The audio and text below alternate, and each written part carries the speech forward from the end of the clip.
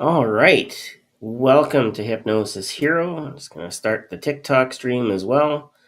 Yeah, we're good there. We're good there. And we're going to go live. There we go. So we're live everywhere and live for the first time on the Hypnosis Hero podcast Facebook page. Scott King's asking, is anyone here? Yes, we are here, Scott. I think I may have been so excited that Steve was coming on the show. I set the time to be 15 minutes earlier, which is typically when we do our tech checks. So forgive me for that transgression. I will do better next week, and I'll set it 15 minutes later just because. Uh, we've got, like I said, we've got a really great guest coming up here tonight. My co-host is a bit delayed. He was caught up in some other things, so he will join us in progress as we go.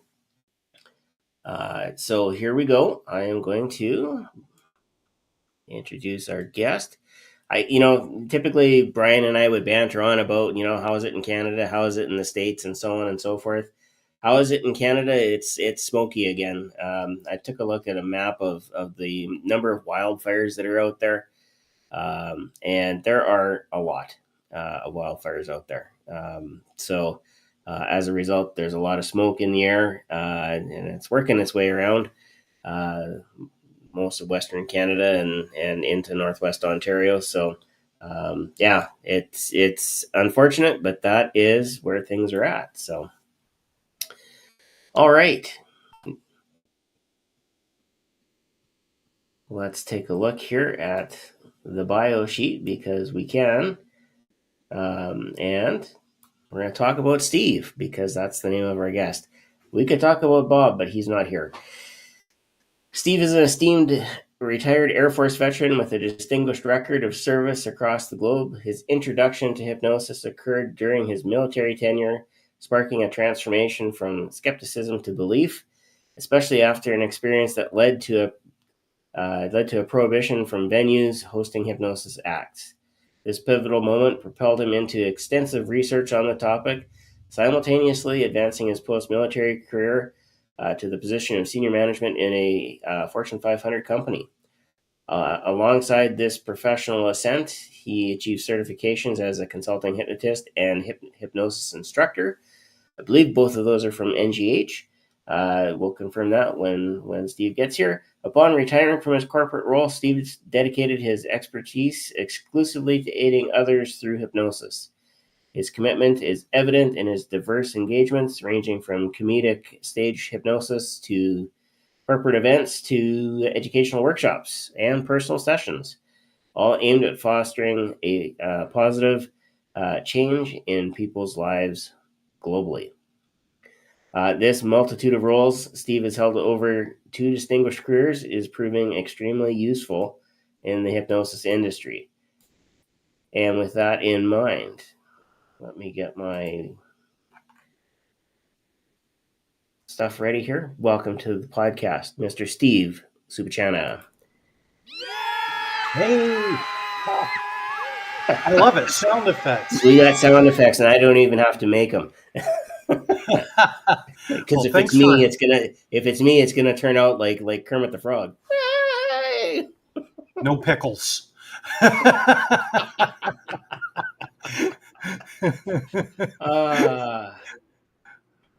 right. Well, we got a few people in TikTok land. We've got a few people online here on the YouTube channel. So that's the Hypnosis Hero Podcast YouTube channel. Thanks for joining us out there.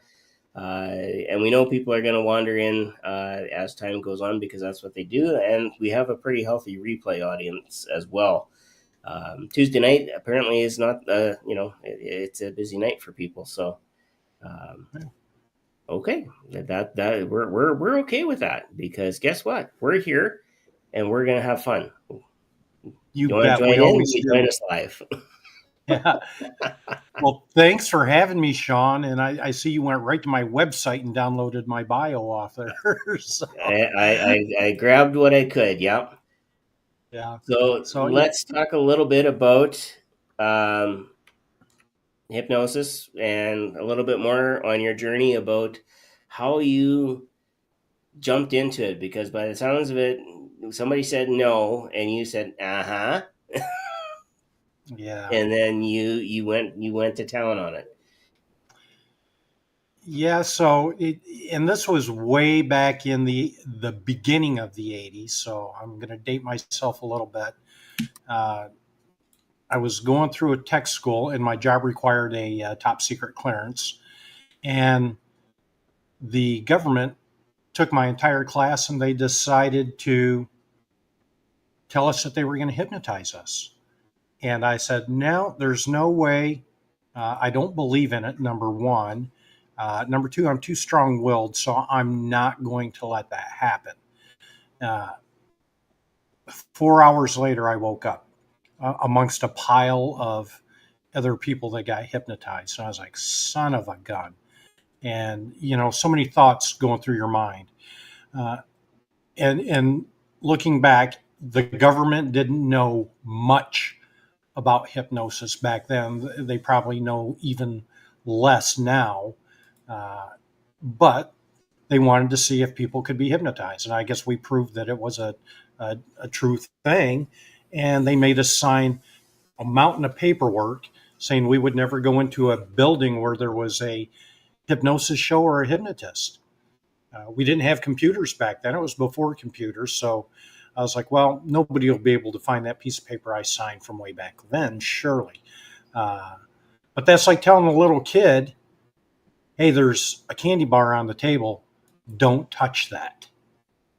So my as we were going along and the age of computers came along and you could search just about anything back then. People would put things out on servers that weren't quite secure. And one of the first things I came across was Jerry Kine's program on hypnosis that's now owned by, help me out, Hans blah blah blah over in Switzerland.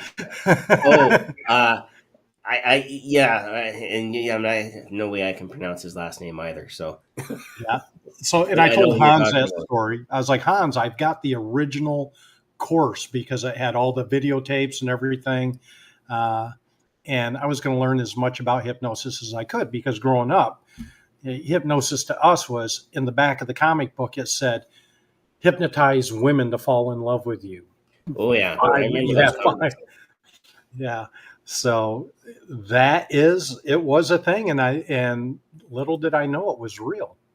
So, So uh, Scott's on here, and Scott, of course, is a good friend of the podcast and a good friend.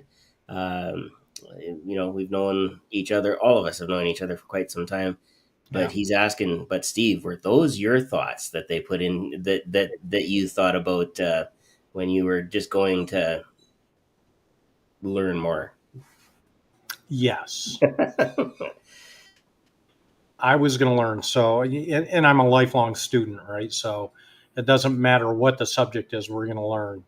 Uh, those were my thoughts. I was going to learn it. And then when I finally got out from almost underneath the umbrella, and I'll say there's still ties back to it, uh, but I had the opportunity to get trained by a wonderful woman from Minnesota. And I was living in Las Vegas at the time. And I called her up and I was like, look, I want to become a certified hypnotist because a friend of mine was a hypnotist. We worked for the company. He still is a hypnotist. I won't say he was, he is. Uh, and I said, hey, how do I get trained to be a hypnotist? He goes, oh, I can't train you. You have to find somebody from a hypnosis guild that can train you. And I did. And I didn't, that wasn't a truly accurate statement, but that was a statement he gave me, right? So uh, I called this woman up. She was in Minnesota. And I said, hey, I'm in Las Vegas. She goes, I have an office in Las Vegas. Uh, I was like, I want to be a hypnotist. And she says, it's not that easy. We're going to talk and we're going to meet. And that's when I was like, just tell me where to write the check. And, and she came out and I interned for her. I want to say for at least, at a very minimum, 6 months, We did all the course curriculum, but I also interned. She knew I wanted to be a stage hypnotist. She was a stage hypnotist at one point, and as she got older, she just started doing full-time hypnotherapy, and I use the word therapy loosely, you know that. Uh, and so when I was sitting in the office and we would go over things, and she'd say, "You're going to sit in the corner and you're going to keep your mouth shut. You're not going to say a thing, and we'll talk about it afterwards." So I did. And I sat in the corner, and I was just in awe all the time on the results and the outcomes that she gave people. And it wasn't just one person at a time. It might have been two people at a time or three people at a time. It didn't matter what the subject was. It could have been relationships, phobias, weight loss, whatever.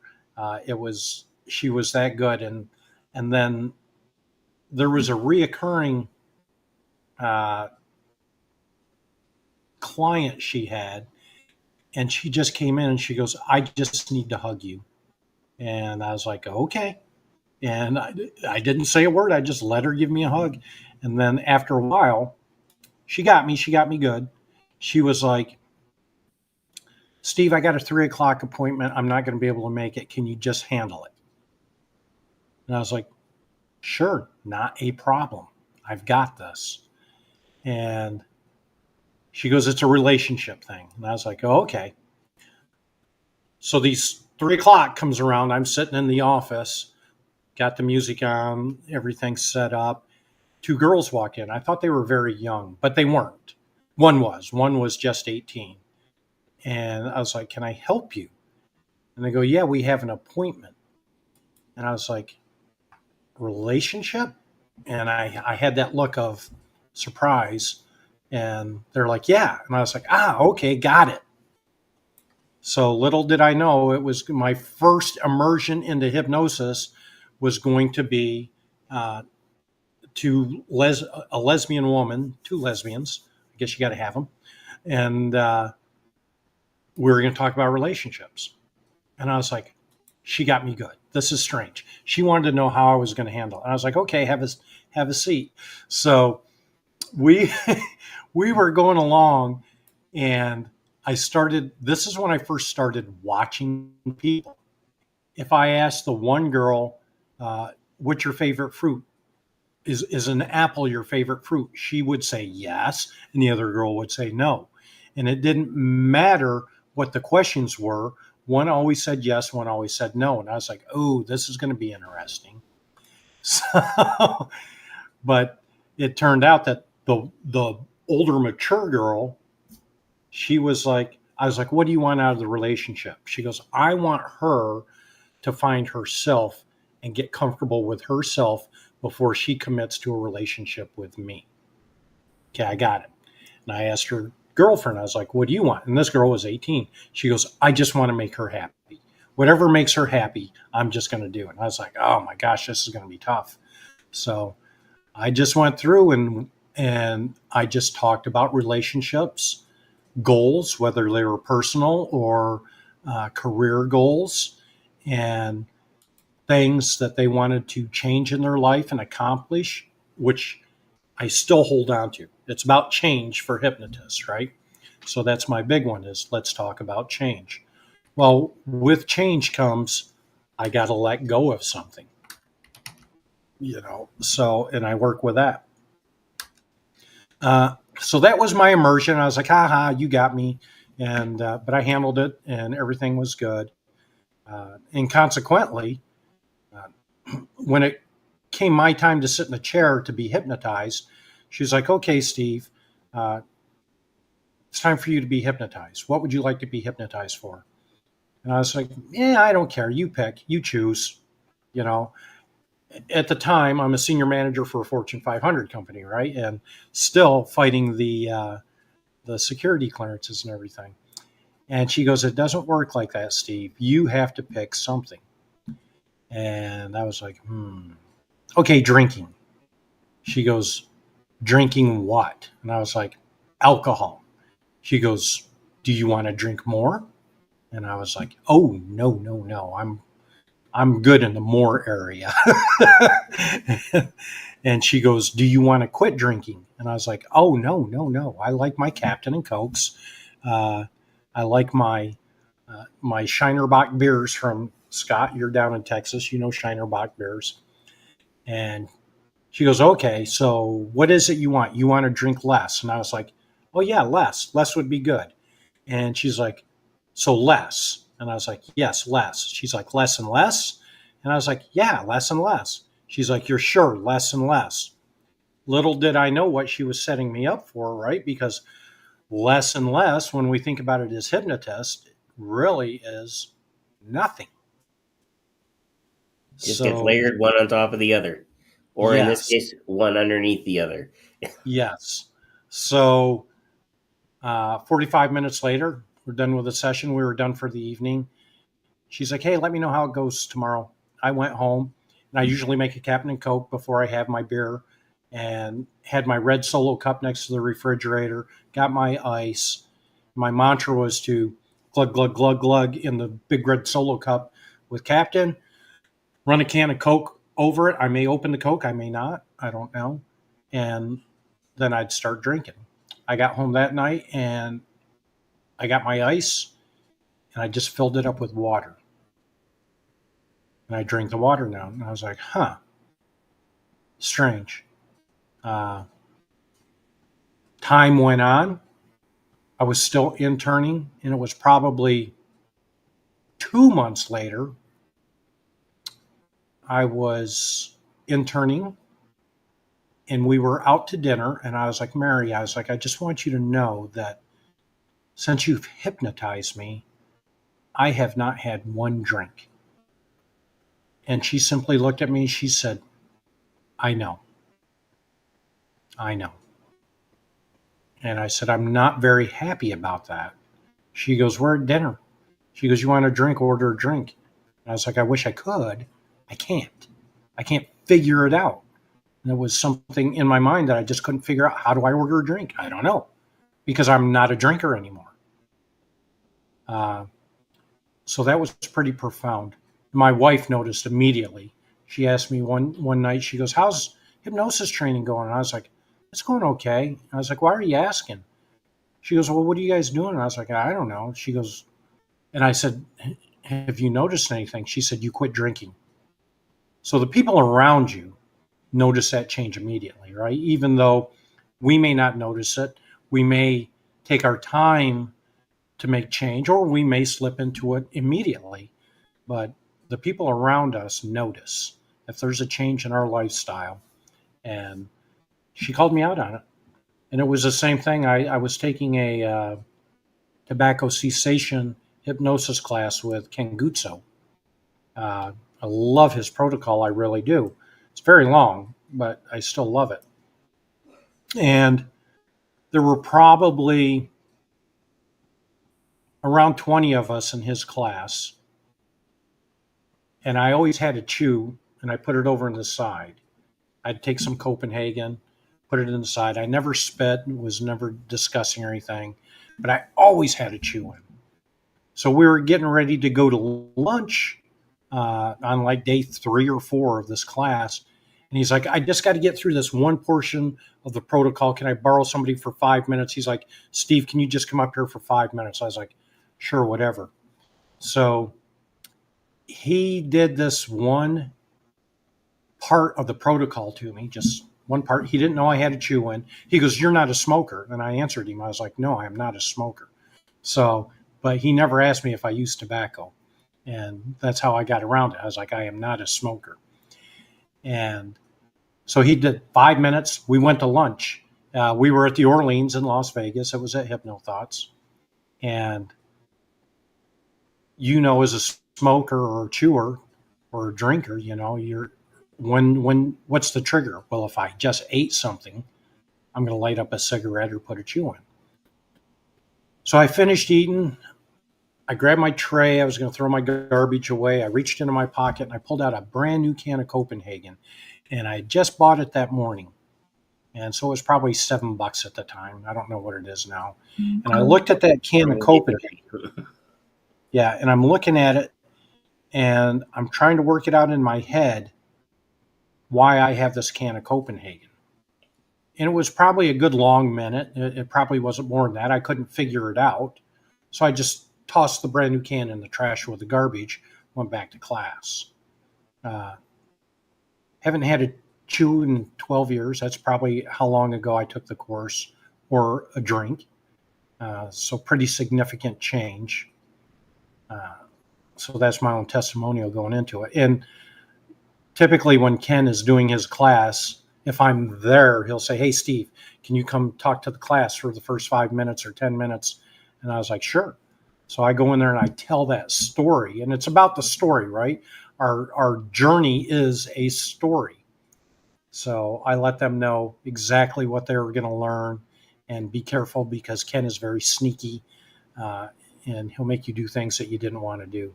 But so that's me getting into hypnosis, and everything is just learning from you, learning from Scott, learning from a whole host of people. So let's see where that takes us. The one thing I will say is when you are somebody who wants to learn and continues to want to learn, and you get around people who also have that desire, it becomes a really powerful group. And so, a shout out to Scott and the Hypno Hustle group, because we have access to people like Bob. Bob who? Bob Martin. Yeah, exactly. He made you forget him, didn't he? Yeah. Yeah, Bob the Rebuilder. It's not just hypnosis. We had a lot of good discussions also about the technology, how things can play out for us tech wise, and so on and so forth, and the business side of it, and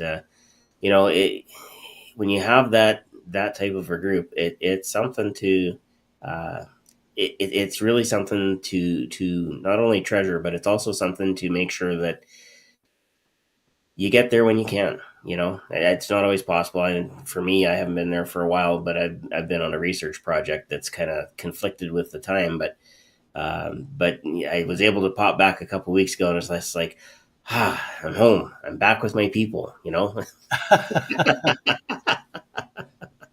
So it was good.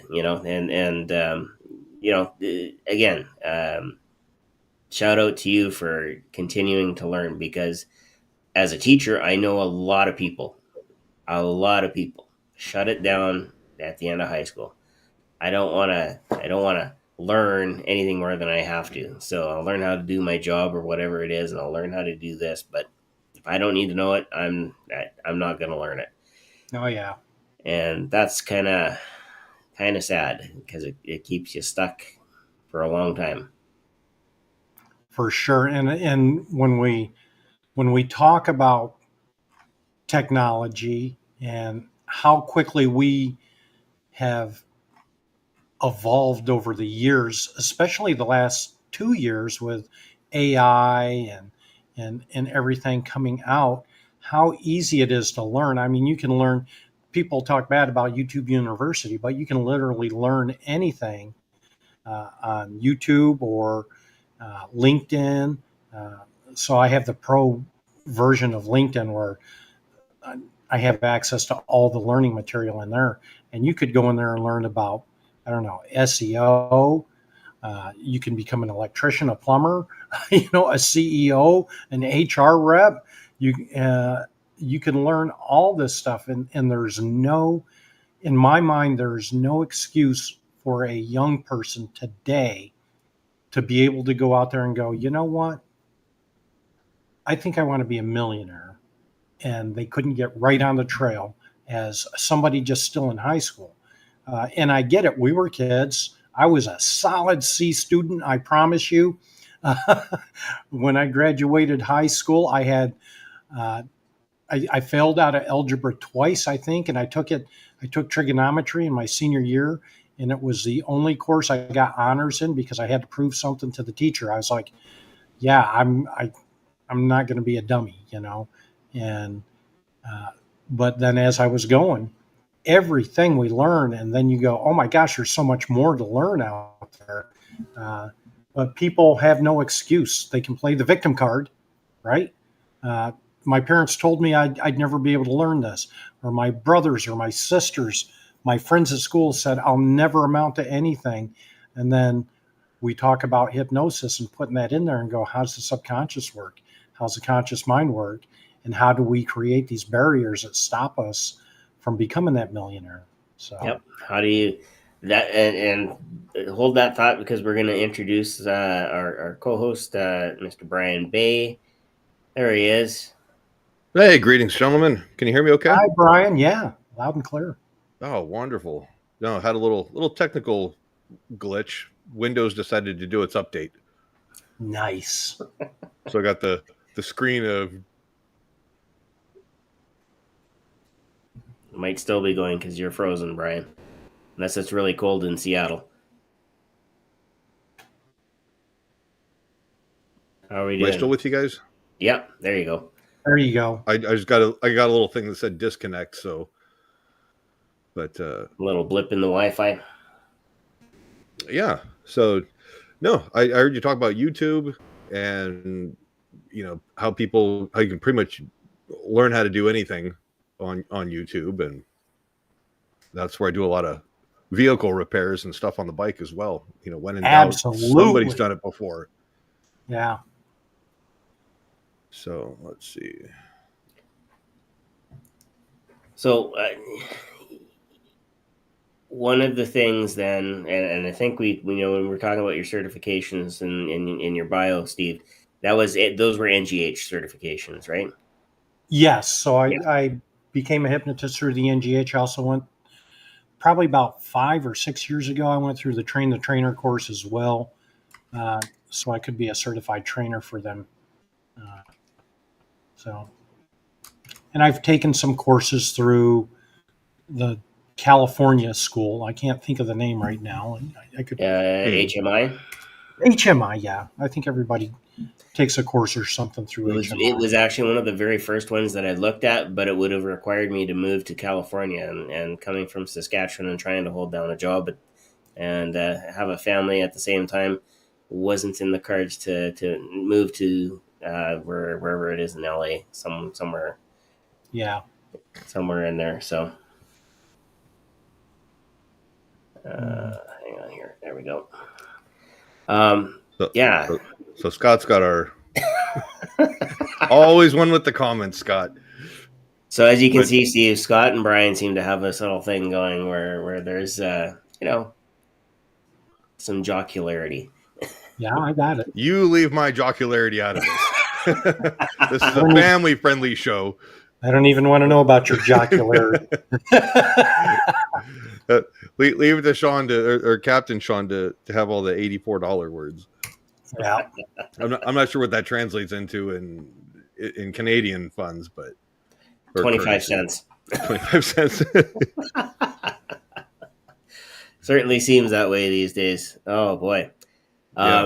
Yeah. So what you missed, Brian, and we were talking about how Steve got into hypnosis. We talked a little bit about learning and continuing to learn and making sure that we stay up on certain things. We talked about sharing in Scott's Hypno Hustle group, and here we are. It's question time. Jamie on TikTok is saying, I so want to be hypnotized, but I have a meeting right now. Don't worry, Jamie. I've got you covered.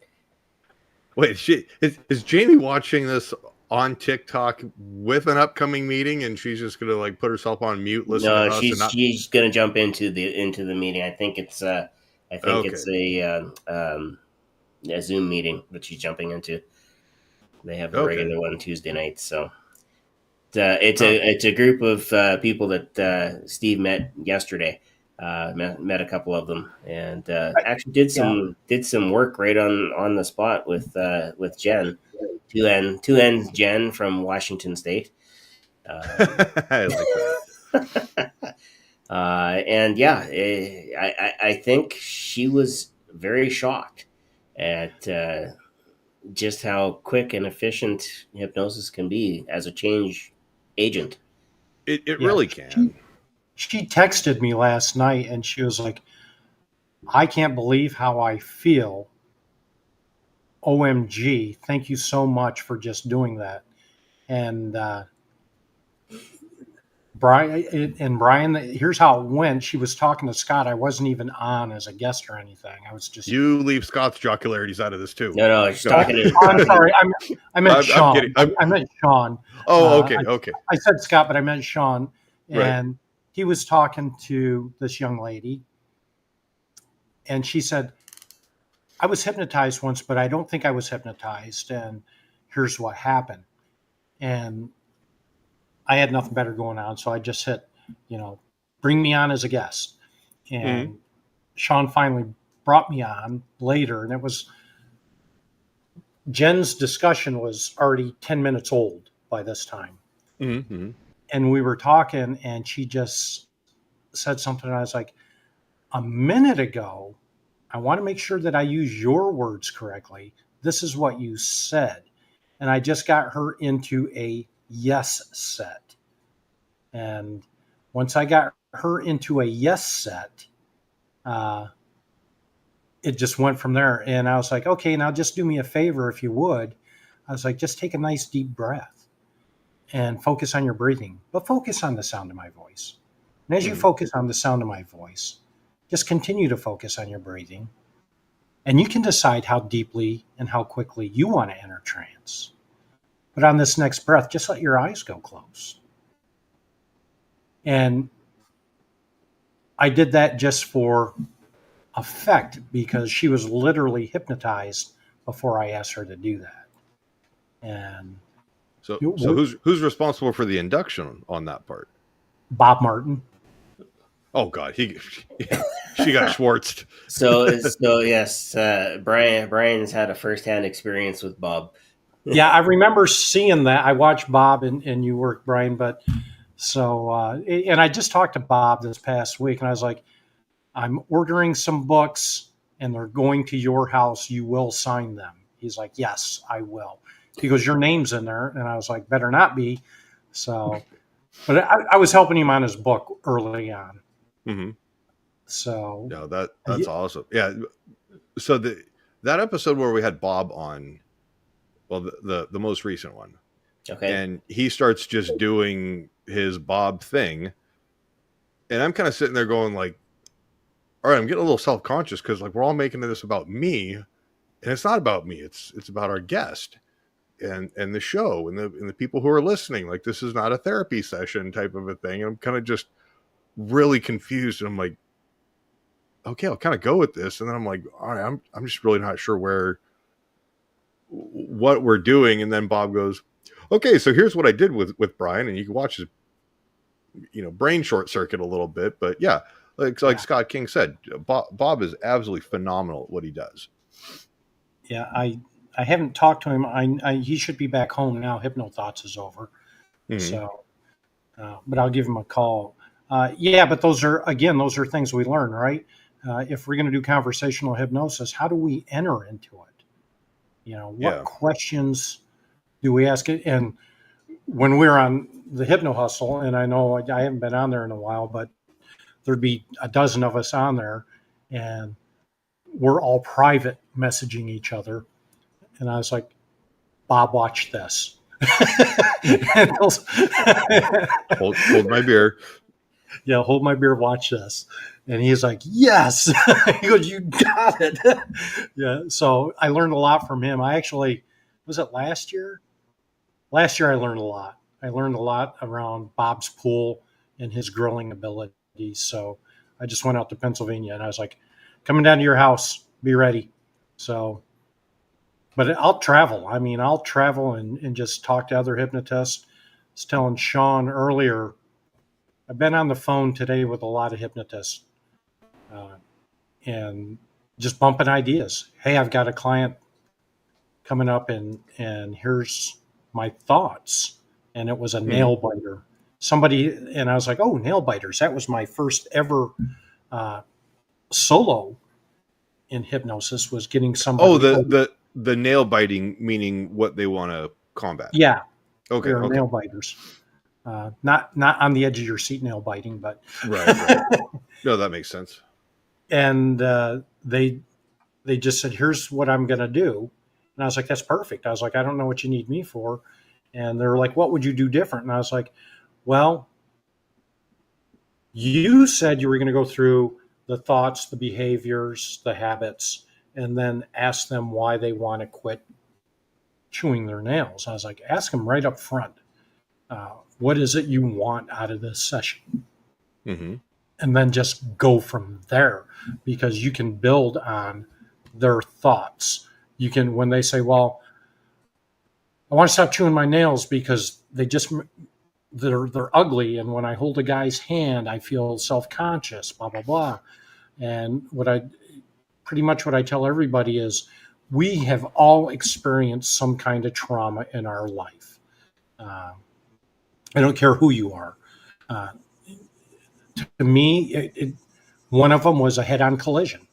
I was in a head-on collision on a 4-lane highway, and now I suck wind when I see a car swerve a little bit or something like that, only when my wife is driving. When I'm driving, it's fine. When my daughter's driving, it's fine. But my wife scares the crap out of me. And it's not her fault. It's not her problem. You know, that's mine. And I'm going, okay, what do I have to do to overcome this? Well, I can go jump out of it. That would be like, was she driving when this collision occurred, or? Well, no, I was driving. It was literally on the I-15 going right down through the middle of Las Vegas.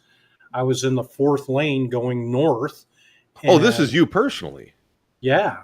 Oh, okay. Now I'm following.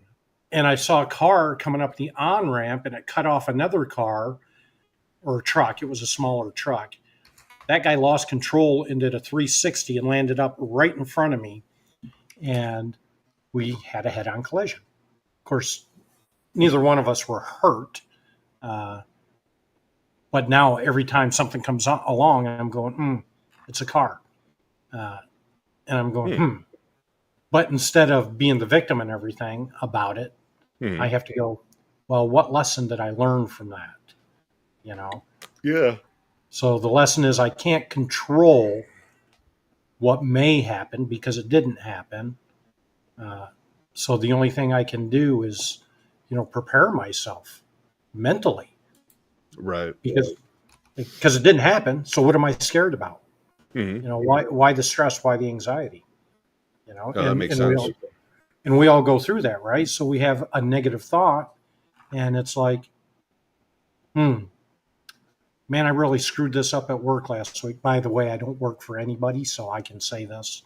I really screwed up at work last week, and man, it's just driving me crazy. But if somebody called me and said, I'm really having a tough struggle with this, I'd go, well, did it already happen? Well, yeah. And I was like, if I hypnotize you, can I take it back? Well, no, because it happened to me. You can't take it back. All right, then. Let's start there. Scott says, I know a hypnotist who could help you with that, Steve. Nah. But so you start there and go, well, I can't take it back. So let's work on today and tomorrow. I was like, does this feeling come up often? Oh yeah, if I screw something up, then I beat myself. You always hear people say, I beat myself up. Well, why? Did you physically get hurt because something happened? No. Oh, okay. I love doing that with people with high anxiety, and we're dealing with the stress related to the anxiety. Everybody's got, all the cool kids have anxiety these days. It's the and what's the other word? Traumatized. It's like, oh my God, something happened, and I don't know. They got my order wrong at Starbucks or something. Oh, it was so traumatizing, and I was like, no, yeah. you're in Iraq, an IED goes off. You see your buddy's leg go flying by your head. That's traumatizing.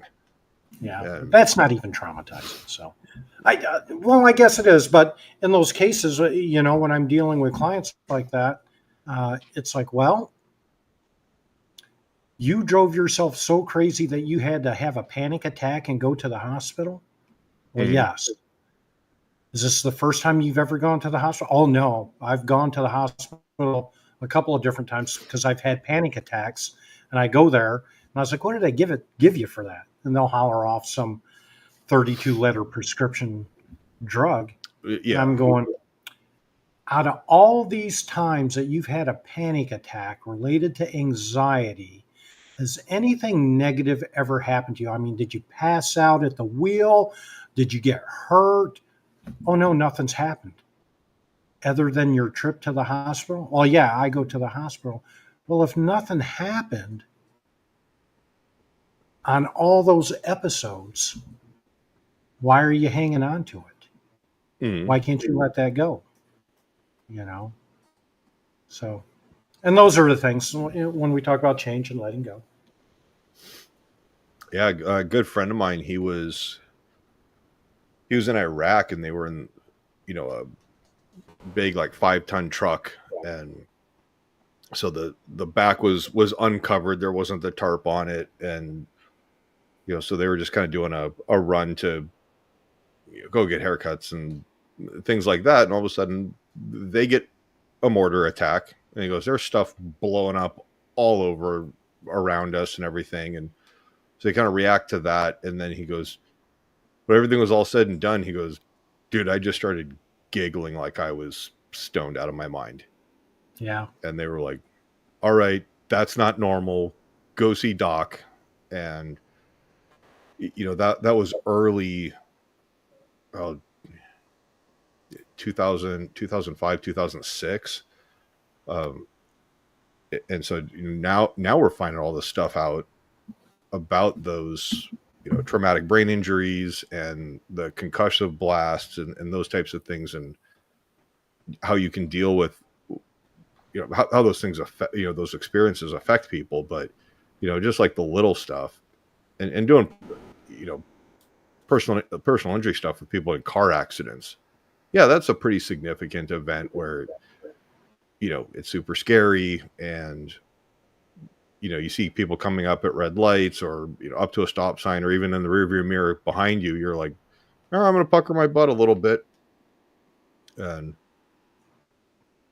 so I definitely get it on those things. But I always have to kind of chuckle when people go, oh my God, I was so traumatized by just some mundane, everyday little life whoopsie doodle that happens. Yeah. I was a Desert Shield, Desert Storm veteran. And I can remember over there walking back from the shower tent to my tent, and you see the scuds flying over you, and you're like, you don't know. I was like, I guess if I'm going to get hit, I'm going to get hit. And I have a piece of the scud around here. We had a couple of them blow up right next to us. And I was like, well, that's why I'm over here. So if something happens, it was meant to happen. Nothing ever happened. So I was good with that. But we did.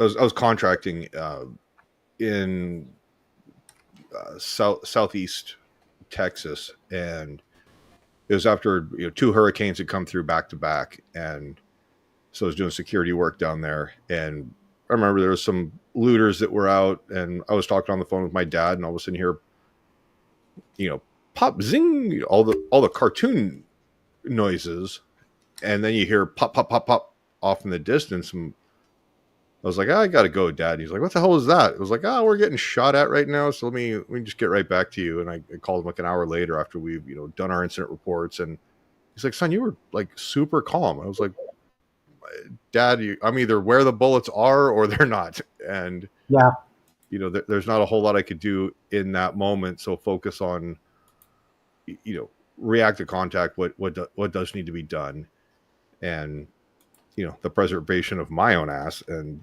so he was like, okay, I get it. But then he's also like, son, I think there's something wrong with you. Yeah. I just saw a shirt that said hypnotist, like really cool people, but they're a little weird when you meet them. Yeah, Jim, Jim was pretty cool. And yeah, both Grant and Sean were pretty awesome when I finally met them in person, and then even when I met them on Jim's broadcast, like we're carrying the torch right now. Yeah. But then remind me, where are you out of right now? Well, right now, well, this is forever. So Uh-huh. I'm in Kentucky. So I relocated here over a year ago, but I was Oh, what part of in Kentucky? right near Columbia. So it's like Okay. central. Okay. So I say if you had to draw lines from Nashville, Tennessee, uh, Louisville, and Lexington, they're all 2 hours from me, but triangulate on that position, and that's where I'm at. Oh, So, okay. but I moved from Utah and then via Las Vegas. I lived in Las Vegas forever. So you're just trading heat for humidity. Yes, and a lot of humidity. And yeah, it looks like Columbus is a pretty small town, right on the Oh river. yeah. So it's like everybody knows everybody there, Oh my gosh, and it's super quiet. very quiet. So if I hear a noise like I lived in Utah, cars were going by my house all the time, night and day, Mhm. and I never heard them because it was normal. Uh, I live way rural out in the country, Oh and yeah. if I hear a car go by, I'm like, "What the heck?" Because I'm way in the woods. You have to drive a long ways down my driveway to get to my house, and Yeah, I'm looking at the actual city limits, if you will, and it's like there's Jen's place, City Hall, and a general store, and a couple of houses kind of pockmarked around, and that's about it. That sounds like yeah, most of the towns in Saskatchewan. Mhm. it's very rural. And it's so funny when I moved here, my neighbor, uh, he said, "Do you know Lance Burton?" And I was like, "I've never met him. I know him. Mhm. We lived in Las Vegas at the same time." And he goes, he lives exactly 1 mile from your house. So Lance Burton was a Oh famous wow. magician. I don't know. Yeah. And I think he's semi-retired. Uh, and he left Las Vegas and came here back home. This is where he's from. Mhm. And he lives here. But I did see his tour bus in his driveway yesterday because I drove by his house. So I think he's going out to do some shows. Right. So I bet you just hear all sorts of the what was it, the crickets and the lightning bugs and the buzzing in the night. I was in Nashville a couple weeks back, and I was outside, and I'm like, man, they got lightning bugs flying around, and I could completely forgotten about them. yep. And it's just it's a completely different world than the West Coast. Yeah. I But it literally, was pretty. if you go to my Facebook page, you see pictures of the animals on my property. I've got huge bucks that run around, families of raccoons, turkeys, and all the babies are out now. So Yeah, and so I've got animals running all over my property. I'm like, holy cow! So like the stuff that's out there it is cemeteries and Baptist churches. two types of Baptist churches, by the way. I didn't know there was two types. Oh, Really? So there's more than two. is there? They have a what I'll call a regular Baptist church, and then they have one that's uh, labeled as a separate Baptist church. That's the title. Yeah, Separate. there would And also Okay. be Southern Baptist. There's a few yeah, different um, slices on the Baptist side of it. Hmm. yeah, and it's so funny because I don't know if you guys know Shawn Christensen. So he came out. He helped me move out here, and Hmm. he's also a pastor at a Baptist church. And I was like, you ever heard of a separate Baptist church? He goes, what do you mean? I was like, that's the name of it. So Yeah. he got to do some research while he was out here as well. Yeah. Typically, when that happens, it's usually somebody doesn't agree with what's going on in the first church, and they'll go start the second church. That's exactly what it was, and that's exactly how they explained how it came about. Mm-hmm. If you're the First Baptist Church on First Avenue, the second one's on Second, you're two totally different churches. Yeah. And then my neighbor is also a pastor, and he goes, I stalked you on Facebook and the internet. He might even be out here. I don't know. And he goes, I have questions. And I was like, I'm sure you do. And so I've got answers. Let's see if they match. Yeah.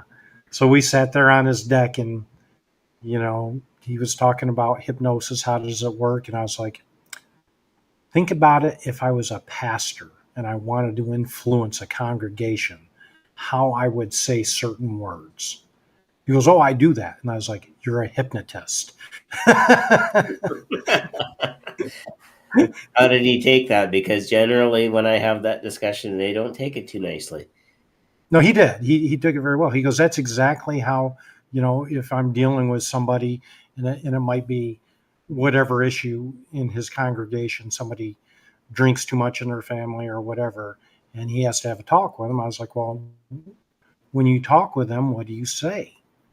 And I was like, that's what a hypnotist does. We get in there and we find out what's going on, what's triggering things, and we explain why and how that's happening, and then how to change that. And we affect changing people. So, That's interesting. You guys are both pros here. Shawn, how's your Wi-Fi? Are we back moving around? Yep.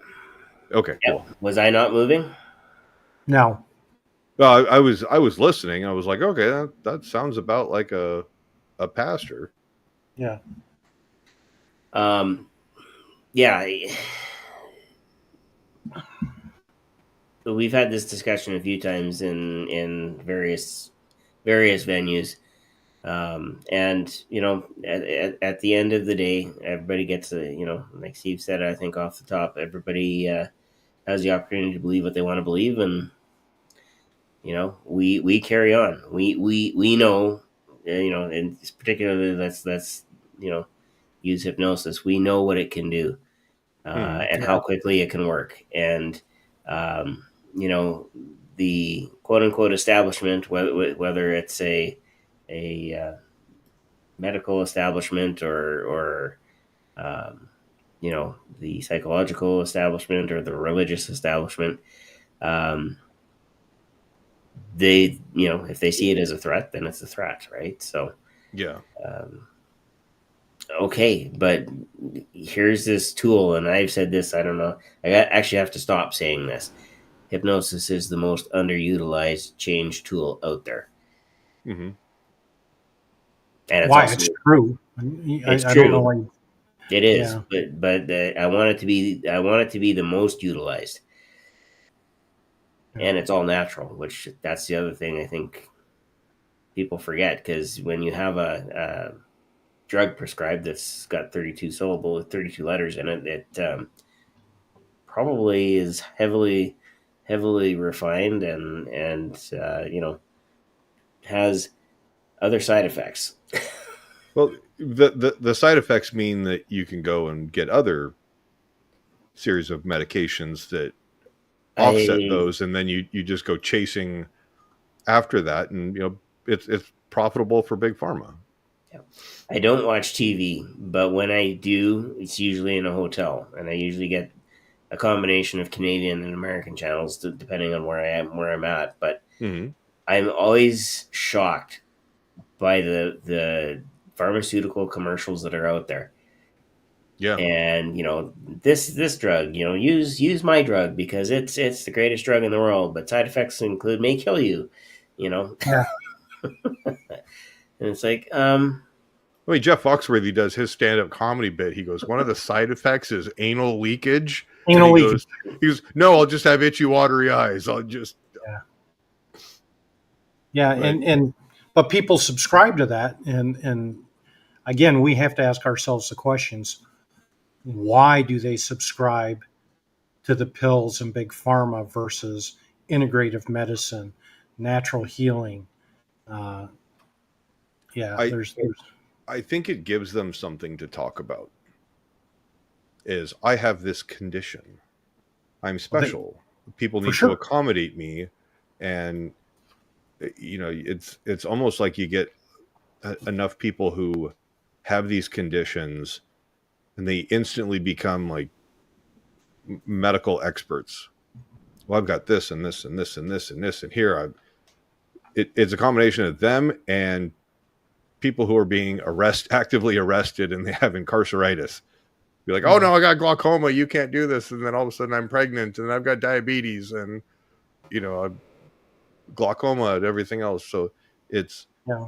And again, a lot of that, and when you said that, Brian, it came right to my mind as people are conditioned to become a victim. And oh how yeah. and why they become a victim is uh, the question, right? So at one point, their subconscious mind got programmed to go, well, if I start telling all these people about this, they'll feel sorry for me. And if they feel sorry for me, I'll feel better about myself. Oh yeah. And because now I'm getting attention. But if we said, hey, what if you didn't have these symptoms? What if you didn't have to take 32 pills so you could get over this? Let's just take it off the menu. Imagine you're looking at a menu and those items are no longer on the menu, but you get to live a great life. What would you do differently? Oh, I could go hiking with my kids. I could go on trips. I could do this. And I was like, well, if we take that off the menu and those are all good things, isn't that something you want? Well, yeah, that's exactly what I want. Let's do it. And even take it a step further, look at the reality TV shows. Yeah, absolutely. Oh, America's Got Talent. Okay, well, this person was struck by lightning after, before they were run over by a car, and then they had to learn to walk again, and then they got cancer, and then they learned how to sing, and they fought through all that stuff, and then the person's going, well, I just learned how to sing and I really enjoy it, and I'd like to come try out for this. And they're like, well, your story's boring. It's Yeah. like, You're boring. yeah. And I'm so good with boring. you, like you said, you're conditioned to have some type of like a sob story. Yeah. And one of the stories, my go-to stories, is always imagine a mother and a grandmother in the kitchen doing dishes. They're both at the sink. They just baked an entire batch of chocolate chip cookies. Oh, you can smell the dough. You can smell the chocolate in the air. And everything is great. And the mom has a child, not quite one, just learning how to walk, but still needs to hold on to things to help balance. And that kid is under the kitchen table and stands up fast, grabbing the leg of the table and smacks its head right on the corner of the table. If I see that, I'm going to point and laugh, and I'm going to fall over just crying, laughing. Well, the mom and grandma hear that at the sink, and the mom looks at the grandma and she goes, don't look. And I always ask the question, why do you think they don't look? Well, because if they look, they're going to know that you recognize they got hurt and they're going to cry. And grandma's like, honey, I got this. I've been doing this a lot longer than you. Watch this. Grandma picks up a fresh baked chocolate chip cookie, looks at the kid and hands the kid a cookie. And the kid is like, oh, I got something sweet, da-da-da. This is good. And there's no pain. And I'm like, what did we teach that kid? If you get hurt, eat your feelings. No, I mean there's that, and you have kids like I remember my son just wadded himself up on his bicycle. They built a ramp. My son is not an engineer in elementary school, so you can kind of have an idea of when the kid knocks on the door. the boy's bleeding and he's crying. I'm like, all right, let me grab my shoes. And instead of like coming out of the house like a bolt of lightning, I'm just like casually walking up. I'm like, he's not dying. Yeah. And so, of course, he's kind of sitting there he's tangled up in the bike and he's kind of, if I just went, oh my God, what happened? Are you okay? Cue the tears and everything. And I just looked at him and started laughing and I went, I was like, dude. and, and then he kind of starts laughing of like, this is weird. I don't know what's going on. I'm like, you're all right, man. Like, good thing we don't have to amputate. Let's roll. Chicks dig scars. Let's go. Yeah. Let's go. Rub like, dirt in it and come We got on. a story for tomorrow. Yep. I was like, let's go clean you up and come back out and let's rethink this design flaw. And he was fine. And so that's what I tell, when I do, motocross stuff, instruction, especially with little kids. I tell the parents, I'm like, your job is to stay here. If he eats it and everything, I will call you if I need you. Like, I'll wave you over. Do not come out in the training area because he's going to see you come running.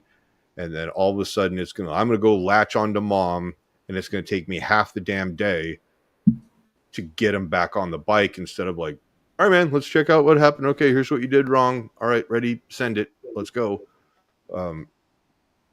And it's about 50% effective. They don't listen. And then I go, well, can we get a refund? Because no, you're paying for every bit of this. You didn't listen and life sucks to be you. But I'm conditioning you, mom. Now we're learning. Yeah. Well, and again, I can't remember who the comedian was that and I've heard it a couple of times. I go, where are all the kids at school with casts on their arms and legs? That was normal when we were growing up. And now you don't see anybody in a cast anymore. Well, unless they broke a thumb and it slipped off a controller or something, Yeah. Kids have electronics. It's just going nuts. I'm like, do kids even play outside anymore? No, they don't. That's why I was super thankful. My kids were like, we're going to go ride the bikes and run around. I'm like, go have at it. Yep. Yeah. The other side of that fence too, and this has become very apparent because I'm writing a book using the playground as a metaphor. The playgrounds that we grew up in were metal, wood, they had splinters, they had rust, they had nails that could potentially provide a tetanus shot. A shot of tetanus just because. We had glass bottles for our soft drinks, our sodas and pops and whatnot, and those sometimes broke in and amongst the sand. Swings were made of black rubber, and in the summer, even if the slide was a metal slide, it was still, it would still cook you alive if you stopped. Yeah, we're going to get a 3rd-degree burn when you go down the slide. Exactly. Time, so. We had sand, we had rocks, we had tunnels to roll through that were. I remember this one place where my grandparents were. This massive hill, and they had this big metal tube running through it. Well, there was always water and who knows what else in there. But we played in there because it was cooler than it was outside, and we had danger. We had it. We had, there were consequences. There were consequences, especially in the merry-go-round. There's another one that, I'm sure I was. We learned physics on the merry-go-round. Yeah. I remember getting the bumps in grade school. This would be about grade 2 or 3. Grade 2, I'm pretty sure. Mm-hmm. And they were able to throw me so high, I literally could have put my arms and legs around the fluorescent lights in the room. Oh, wow. They don't do that anymore. No. You look at the playgrounds now, they are sanitary. They are safetied it's plastic. Everything is rounded off. There's no sharp corners. If No, you it's just all fall, you're static. not falling into a sand pit with rocks in it. You're falling into a foam pit. Yeah, Designed to, it's like shredded yeah, rubber tires and yeah, stuff. yeah. There are no merry-go-rounds. You know, and so you look at that sanitary play versus what we had growing up, and you find out very quickly that, yeah, I mean, we had risk, Hmm. and we learned very quickly whether it was acceptable risk or not. Oh yeah. In a digital Right. environment, in a clean playground, um, that is severely diminished. Yeah. Hmm. They don't develop that kind of thinking as to, okay, this is kind of risky. We probably shouldn't do it. We used to dig. Uh, um, we had a huge wilderness area on the side of my house because we were the last house on the block, and we would dig pits in into the side of the hill because it was clay. And then we take the clay and all the pieces that we dug up, we'd throw them at each other. I mean, that was that was fun. And Right. if you had the high ground or the low ground, you learned very quickly what the difference was. Obi-Wan Oh Kenobi wasn't wrong. Right. Yeah. And for those of you out there that know that I prefer Star Trek over Star Wars, it doesn't mean I don't know what Obi-Wan Kenobi said. Right. It's over, Anakin. Exactly. I have the high ground. Yeah.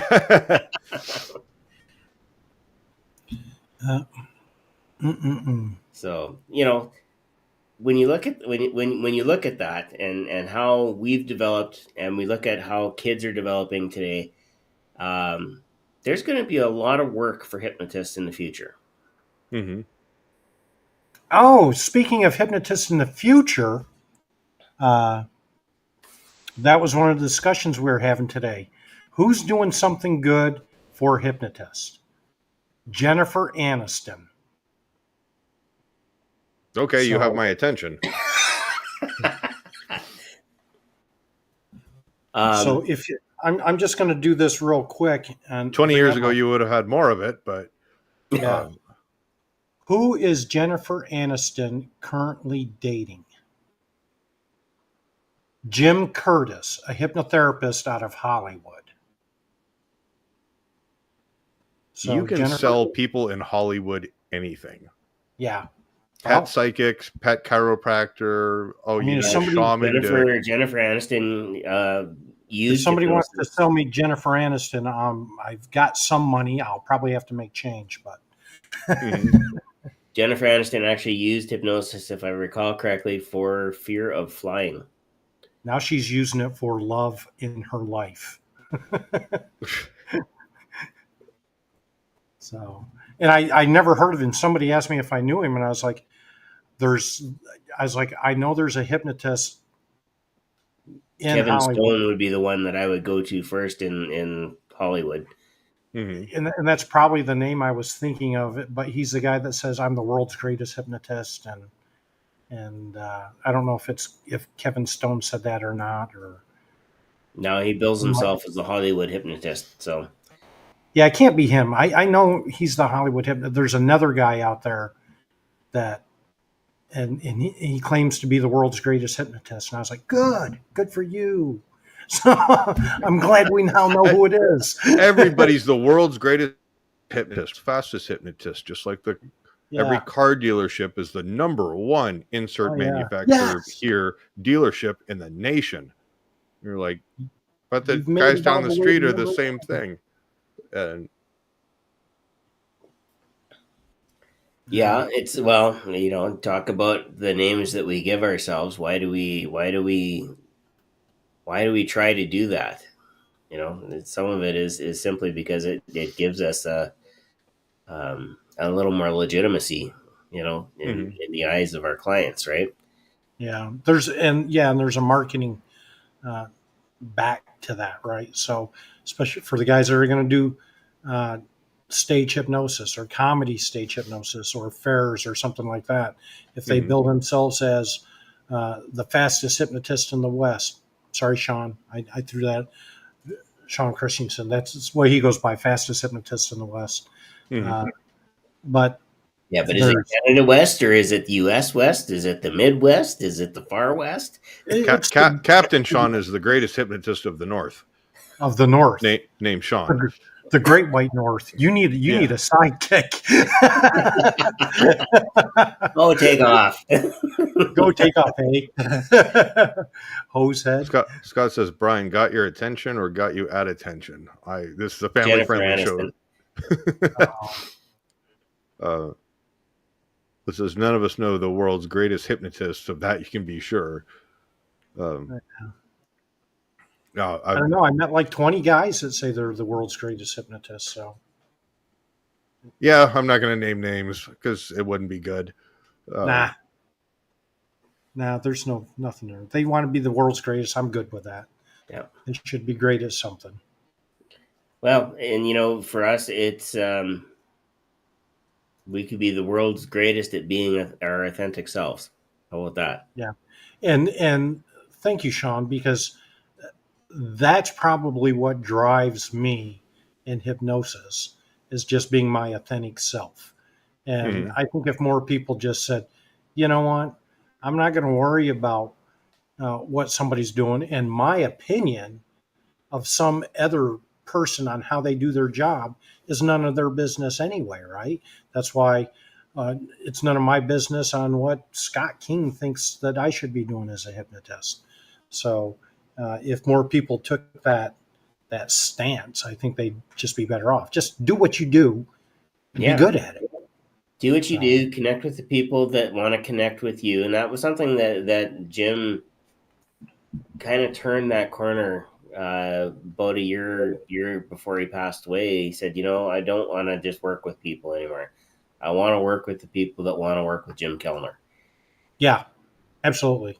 Yeah. And that stuck with me. It's like, okay, well, where are the people that want to work with Shawn Kostiuk, or the captain, or,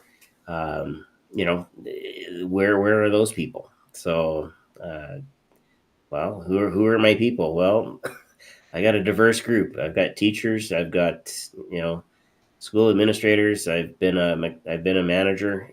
So I've got that. I've got IT. I've got lots of people that I can draw from.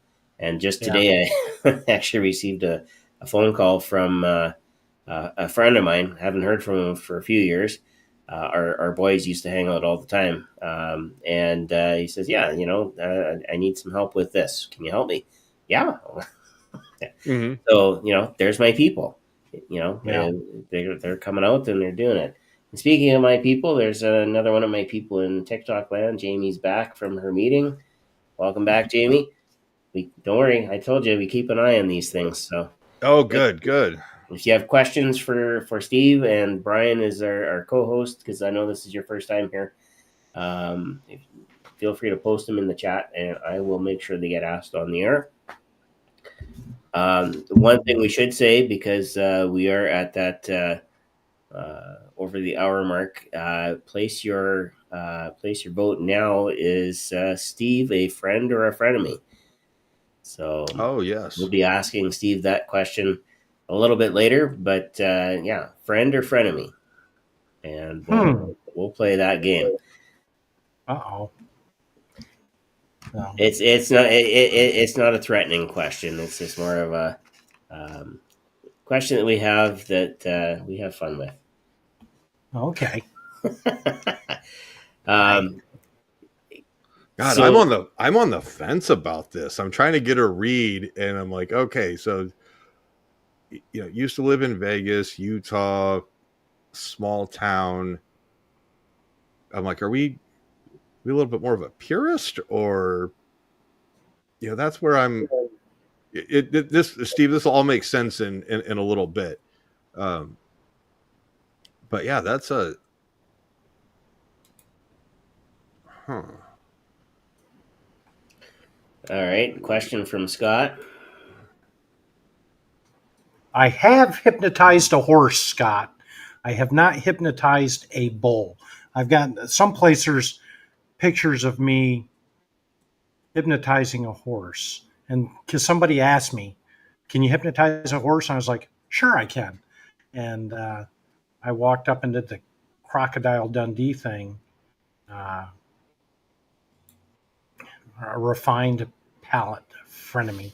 I don't know what friend and frenemy is, so I'm a little, now you guys are scaring me. But I have pictures of me someplace. I'll have to post them of me hypnotizing the horse.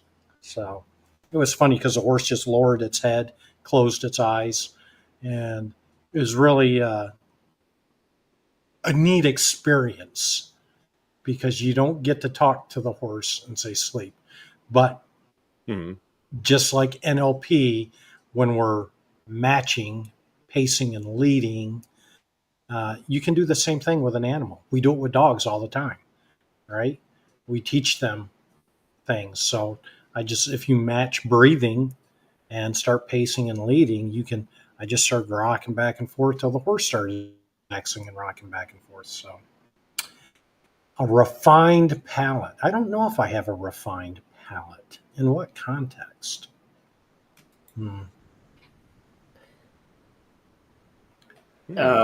You, Steve, you've worked a few rodeos and large scale events. How do you find that versus working, say a smaller show like a party or something that would be a little smaller than that? I don't think there's a difference from my perspective. Last year I did the 10-day show out in Vegas, and it was so much fun. I learned so much. I literally called the Shure microphone company up because I needed a new microphone. And I said, hey, I'm going to Vegas. Here's my venue. Here's what I'm going to be doing. I need a microphone, a wireless mic. And they're like, this is the one you want. So I bought it. I went to Vegas, and on day one, I started getting dropout from my microphone. And the sound guy was the sound guy for the National Finals Rodeo for the last 25 years. And he's like, let me see your microphone. And he grabbed me. He's like, that's a piece of crap. And I was like, he's like, get a new microphone. So I called the Shure company up again. You're like, thanks. I just spent $600 on this microphone. Why don't you just get a running start and kick me right in the ding ding? No, and he was a good guy. He was he was very forward, but he was honest. And so I called Shure up and I was like, look, I just did my first show today and I was getting dropout from this microphone when I was walking X amount of feet away from the soundboard, blah, blah, blah, this and that. And they're like, we have a rep in Las Vegas right now. We will get a microphone to you. And they did. I mean, they literally, they came over, here's your microphone. Bam. And I still have it. And I sent the other one back. But they took care what microphones do you recommend? About different setups and everything.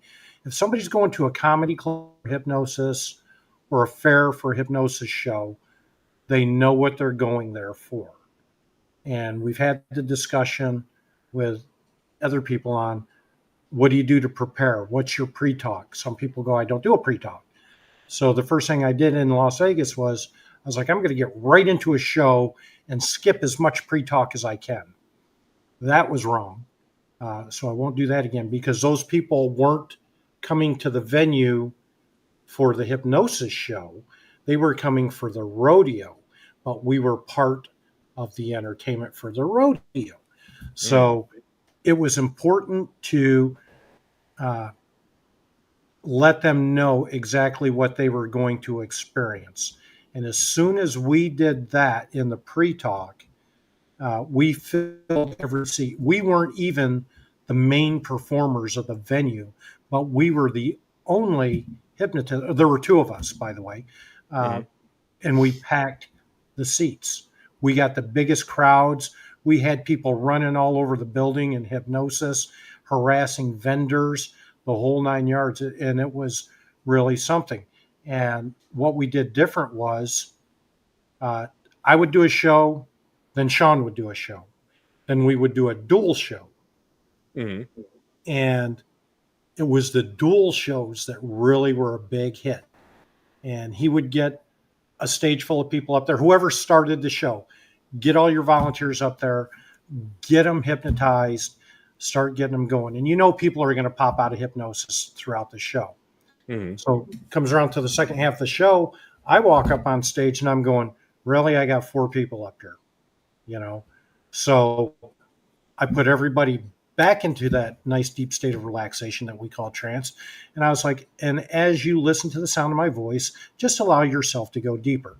And I turned around and I was like, everybody has seen what Shawn can do with people the first half of the show.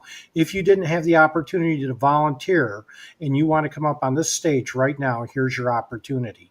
And I would fill the seats back up. And because they were already watching the show, they knew what to expect. So I just simply moved my mic out of the way and I walked over there and I was just like, sleep.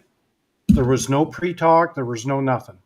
Just sleep. One word induction. And then we would do things like I have a routine, and this came from Alan Sands. I'll give him a shout out because Alan was like, I was just at a fair and the doggone bingo hall next to me had a bigger crowd than my hypnosis show. And I was like, what's that tell you, Alan? Come up with a bingo routine. And I wrote it out, and I do that routine now. And Shawn is also an auctioneer, so he starts auctioneering the numbers, you know. Oh, and I get people, their daubers are all dried up. I was like, lick that dauber. And they're like, so you're like, I am responsible for the words that come out of my mouth and the suggestions. I am not responsible for how my volunteers interpret that. Oh yeah. So we got some great, and I was like, and there you have it. And that's how I come up with my routines. Somebody will say something and I'm like, I can make a routine out of that, you know? And who was it? Oh, it was Monet, Pam Vader. I don't know if you guys know her or not. Yeah, we've had Monet on. And so I was like, Pam, I was like, I just wrote a routine on body wash and soap. When I do my pre-talk, I get people up there, and so I'll put the volunteers in a trance. And I was like, now I'm going to talk to the crowd real quick, but listen to what the words I'm saying and act them out for me. And I was like, I come from a different generation. We didn't have body wash. We had bars of soap. Can you think of the bars of soap that you grew up with? And I'm talking to the audience, and they're like Dial, Zest, Lava, whatever, blah, blah, blah. And I was like, that's right. And I was like, we had a washcloth. We didn't have a loofah. And I was like, now imagine yourself getting that washcloth all soapy and just start washing your face. And I'll play, you know, some song in the background. And the people on stage are literally washing their face, washing their arms. And I was like, now I'm going to tell you the pivotal point in history when we went to body wash. When somebody was washing one day and all of a sudden they figured out that that bar of soap is the same bar of soap that their dad is washing their behind with. And you see all the faces and them throwing everything, you know. Oh, God. And so I was like, and there's the reaction. So I'm talking to the audience. I was like, there's the reaction. And then I'll come back later and I'll do a callback on it. And I'll have them say a cuss word, but not in any recognizable language. It'll be some cuss word from a Martian language or something like that. And then when I come back around, it's like, and here's how bad your mother was. Here she comes with that bar of soap because she's going to wash your mouth out, and she knows where that bar of soap has been. Oh, I'm like, now I'm going to go have a conversation with mom. Be like, yeah. So, and that's how I come up with my routines. I'm like, well, how do I do that? Now, how do I make a callback or make it funnier, you know? So, and that's the fun side. So getting back, Shawn, I know I got way off track. No. Actually, in TikTok land, Rolling with Tabitha is having a blast. She's loving everything that you're talking about. So Steve, real quick, which kind of you use obviously wireless microphones, correct? What's the brand that you like? I thought you were going to ask what kind of soap he uses. So for got my liquid soap, and I am pretty set on I've got a variety that's like, all right, what's on sale? But for my wireless microphone, my headset, I like to use a Shure, and then I have two handheld microphones that I typically don't use because the sound people there typically leave me two microphones on the stage. But if one runs out or something, I'll go grab one of mine. And I don't know, they're just cheap microphones that work good. So until they quit, I'll throw them away. And what I tell people is, and the full spectrum, oh, you got to have the best in the business. No, you don't. What you need to do is go do a show with whatever you have. And then as you evolve in your industry, then you start building up. Right. So I've heard mixed reviews on the little headset microphones. Do you have that so that you're speaking and then you'll have a wireless mic so that you can ask the question and stick the microphone in their face and you're not going back and forth? That's exactly why I do it, because I like to have my hands free, and when I'm talking to somebody, I may even hand them the microphone. Tell us about yourself. Bam. And then you just have it on the little receiver on your belt, so if you need to off mic somebody, you just hit the button to power off, and then typically with the headset, if it's not right in front of me, I can just tip it up and I'm off mic. Okay. So I don't have to turn anything off. I do that. My setup is that, and two microphones, one on either set of the volunteers, either end. And they're not the best. Shawn Christensen says I use a Shure GLX, and he would know because he's the one that turned me on to it. So, is it the 4 or the 16? He'll probably pop you another message here. On the other screens here, I'm like, I got Amazon in case I throw a link up there or something like that. Yeah. And Shawn just upgraded his Shure microphone. It's not the GLX. Shawn, tell me what you have out there. Send me another message. But I had the same one he had. That's what I upgraded to. And now if he's not watching on TikTok, if it's Facebook or YouTube, have him throw a comment in the chat. Yeah, I don't know where he's watching from. It's probably YouTube. So I had the same one he had. Crap. That's what I upgraded to. Stop. Or if he's not watching on TikTok, if it's Facebook or YouTube, extra sound, throw a comment. I had to turn. I turned all the speakers down on everything. He uses a GLX 4, I believe, or is what he was saying. He's just messaging me on my phone. Yeah. So he and I are connected at the brain level, so he's probably just reading my mind. Yeah. So, but I love the small crowds. Getting back, I did the fair out in Ogden last year, and I walked out. He's got the SLX, is what he said. Mine's the GLX4, and his is the SLX, which is 10 times better sound, is what he said. And I was like, I don't have an extra $1,000 to throw down on a new microphone. So yeah. But I'll walk around. I am so involved with people. Before the show, I'm walking around the crowds and getting them geared up. I'll walk over to the ag barns because those kids that are working with animals, they never get a chance to come in and watch the show and play and have a good time. So I go to them and I'm like, hey, let's do some magic. Or they're like, let's do hypnosis, because they knew who I was, and we had fun. I did the fair here, and they've never had a hypnotist at the fair here where I'm at. So when I was walking around doing my standard, let's gather up people, the high school cheerleaders were there.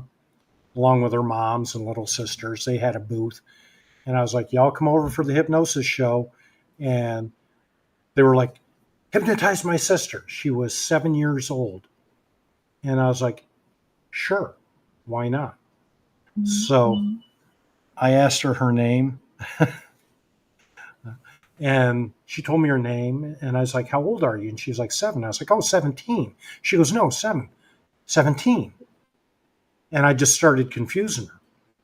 And then I was like, can you follow instructions? She's like, yeah. And I was like, okay, you're going to remain balanced at all times. Once you take a deep breath, listen to the sound of my voice.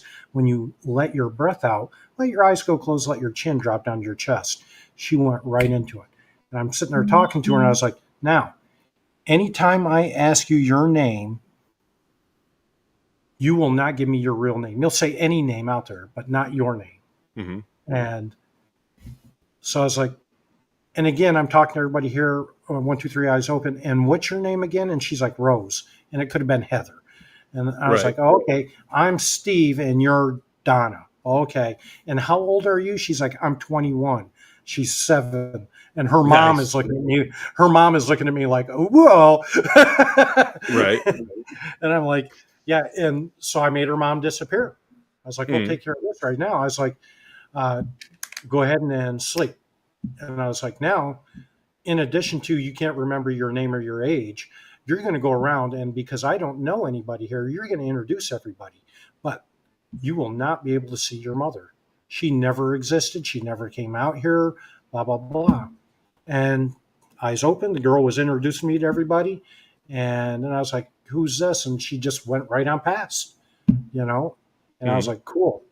And it was so cool because it doesn't matter. You're a little kid, you're a senior citizen. It goes both ways, right? And everybody in the middle, if you can get them into a yes set or something, your job is done. Derek Watkins. I don't know if you guys know Derek Watkins or not. Yep. Derek and I were, when I first started out, when I was living in Vegas, everybody's like, street hypnosis is the hardest thing to do. It's so loud.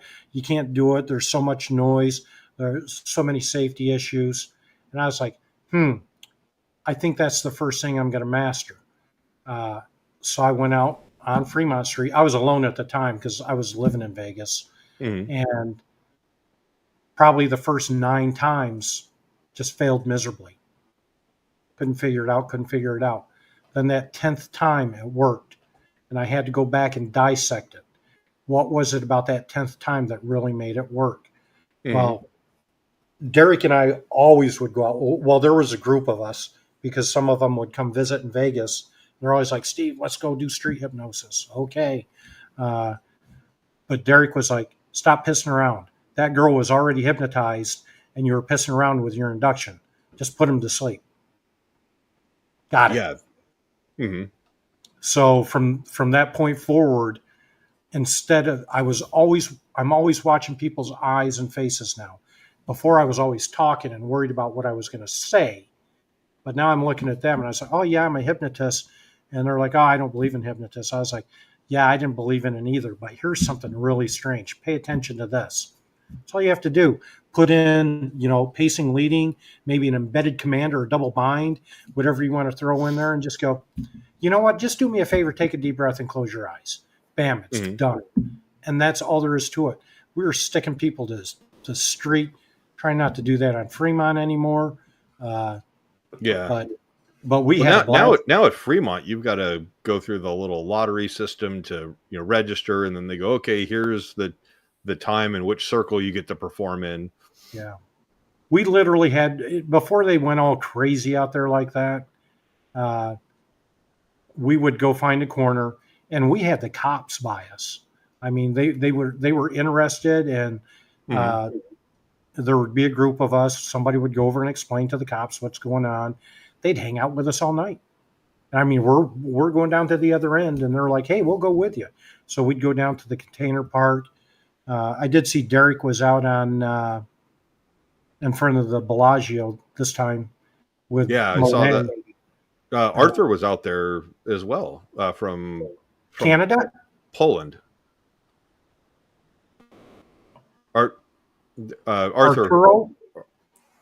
I think it's Archer is how he Yeah, pronounces it, I'm but trying to he's remember his last name. It's like Makila or something like that. Yeah, he lives in Yeah. Canada, though, Sean. He he He lives moved? up on the other side of you, Brian. Well, he's always lived up there. He had a towing. Uh, No, he had like a towing. the guy that I'm talking about lives in Poland. He might be Polish. He doesn't have an American accent, or he's from overseas originally. I get it, but Oh, let me check. and it was so funny. I fell asleep one night with my headphones in. YouTube videos are playing. I was like, "The heck is that?" I know that voice, and I woke up and it was Arturo uh, towing somebody's car. And I was like, it was a YouTube video. And I was like, you got to be kidding me. So, but that's cool. I'm glad he came back out. He was one of the original. We called it the Deep Asleep Squad. Uh, so I was a member of that group. It was Mr. P, Derek, uh, myself, Lady A, uh, and I'm trying to think Matt. I can't think of his last name right now. And one of the guys who's an online evangelistic preacher now, I can't think of his name right off the Darren Johnson or Jordan.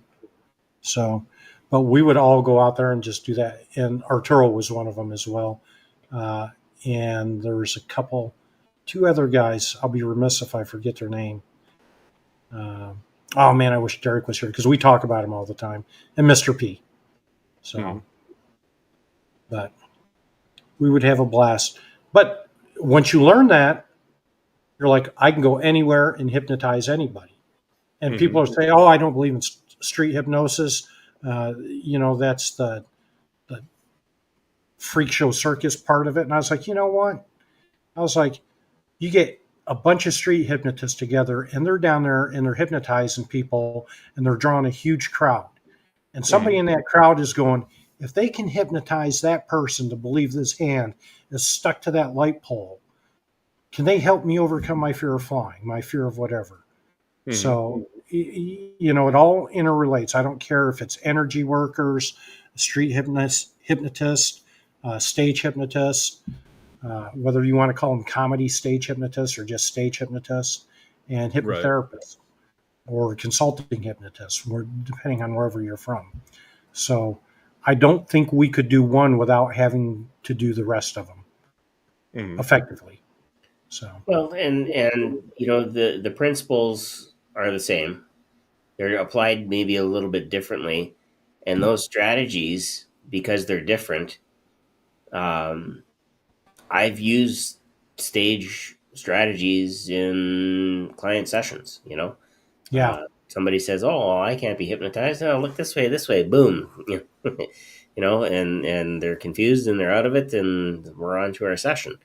I mean, to be the only thing about being that I would say that somebody would be able to consider themselves a purist is that they hypnotize people. That's pure. Now, what you call yourself after that, I know hypno coach is starting to catch on as a title as well. So, the coaches that know some hypnosis and apply it are starting to combine those practices together. But those, again, not entirely dissimilar. So, and now I play. Merge McVeigh has a rap song out there, and it's a hypnotic induction. I don't know if you guys have ever heard of it. I haven't heard of it, but Merge is Merge is a good dude. Yeah, so I called him up and I was like, Merge, I want to start playing your song as one of my intro songs to my show. And he's like, do whatever you want. I was like, that's all I needed. Yeah. So he goes, which song are you going to play? I was like, not the Justin Trance one, the other one. He goes, oh, okay. But so now I play that, and that's the song before I take the stage. So I know when that song comes up on my list, I need to start walking out. but I'll preface the crowd because I'll be behind the curtain saying, listen to the words if you want to know what hypnosis is about, because it's an actual induction. And so I let his music be my prep. So, and it comes out really good. That's pretty cool. Yeah. Scott's asking, what if they hypnotize people and horses? I would say that's just equal opportunity hypnosis. Yeah. DEI. And demonetized.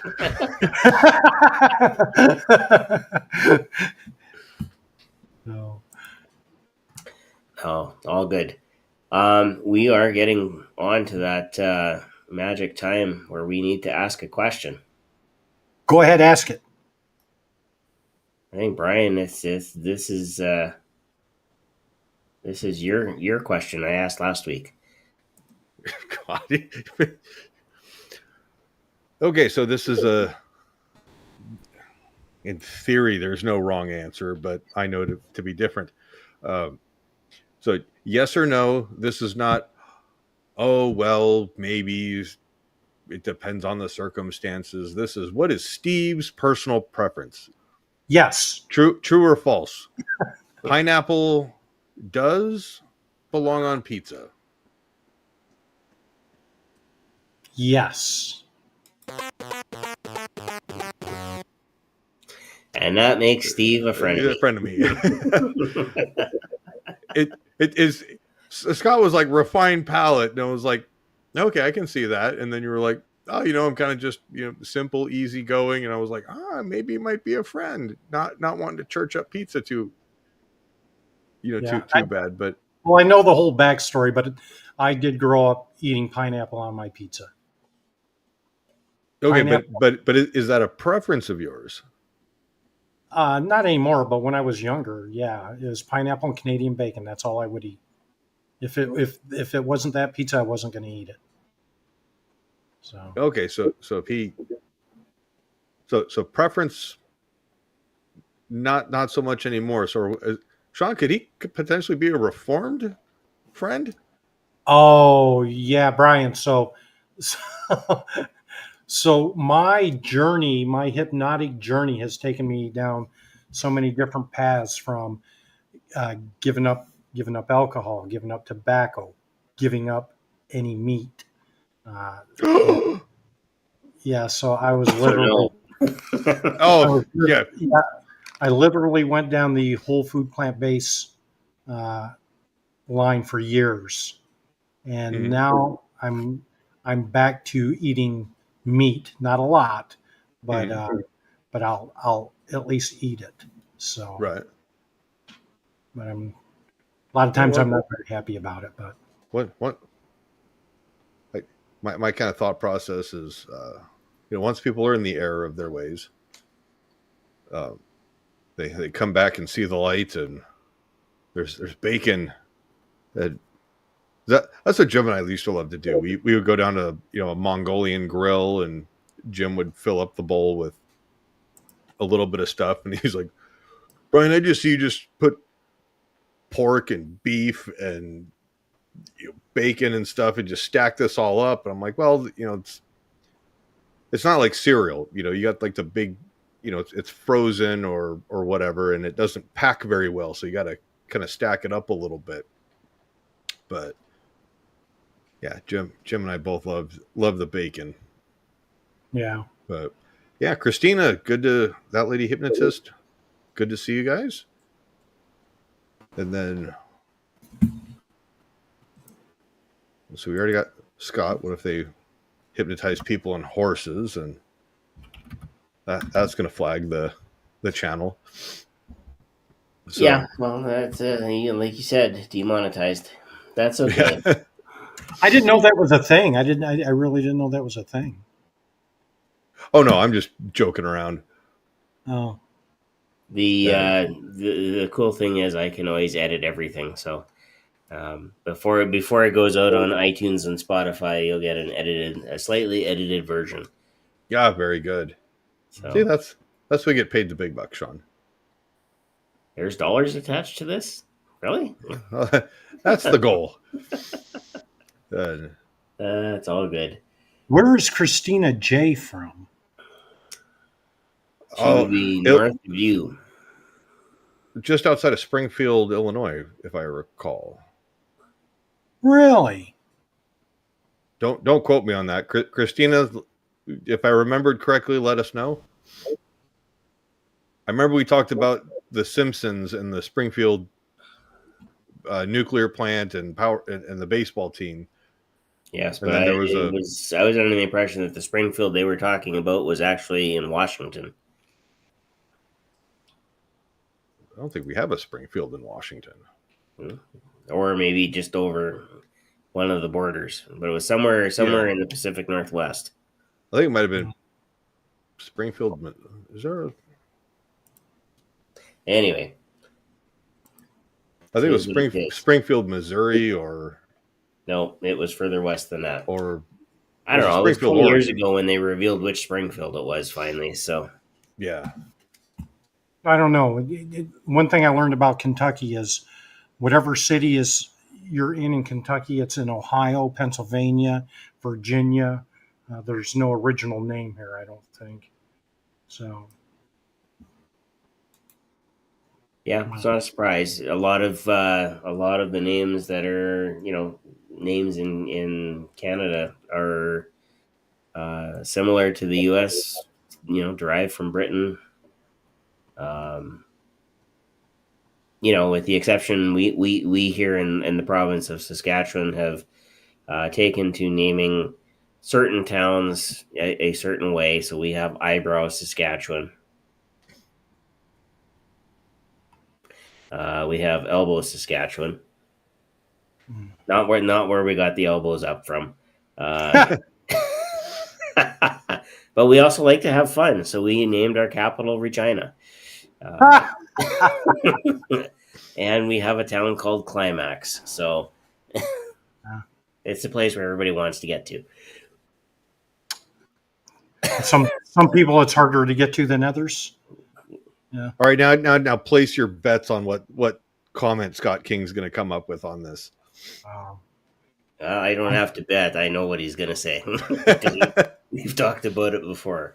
Mm-hmm. Regina, the place that rhymes with fun. Anyway, we should get on to the hypnosis portion of our show.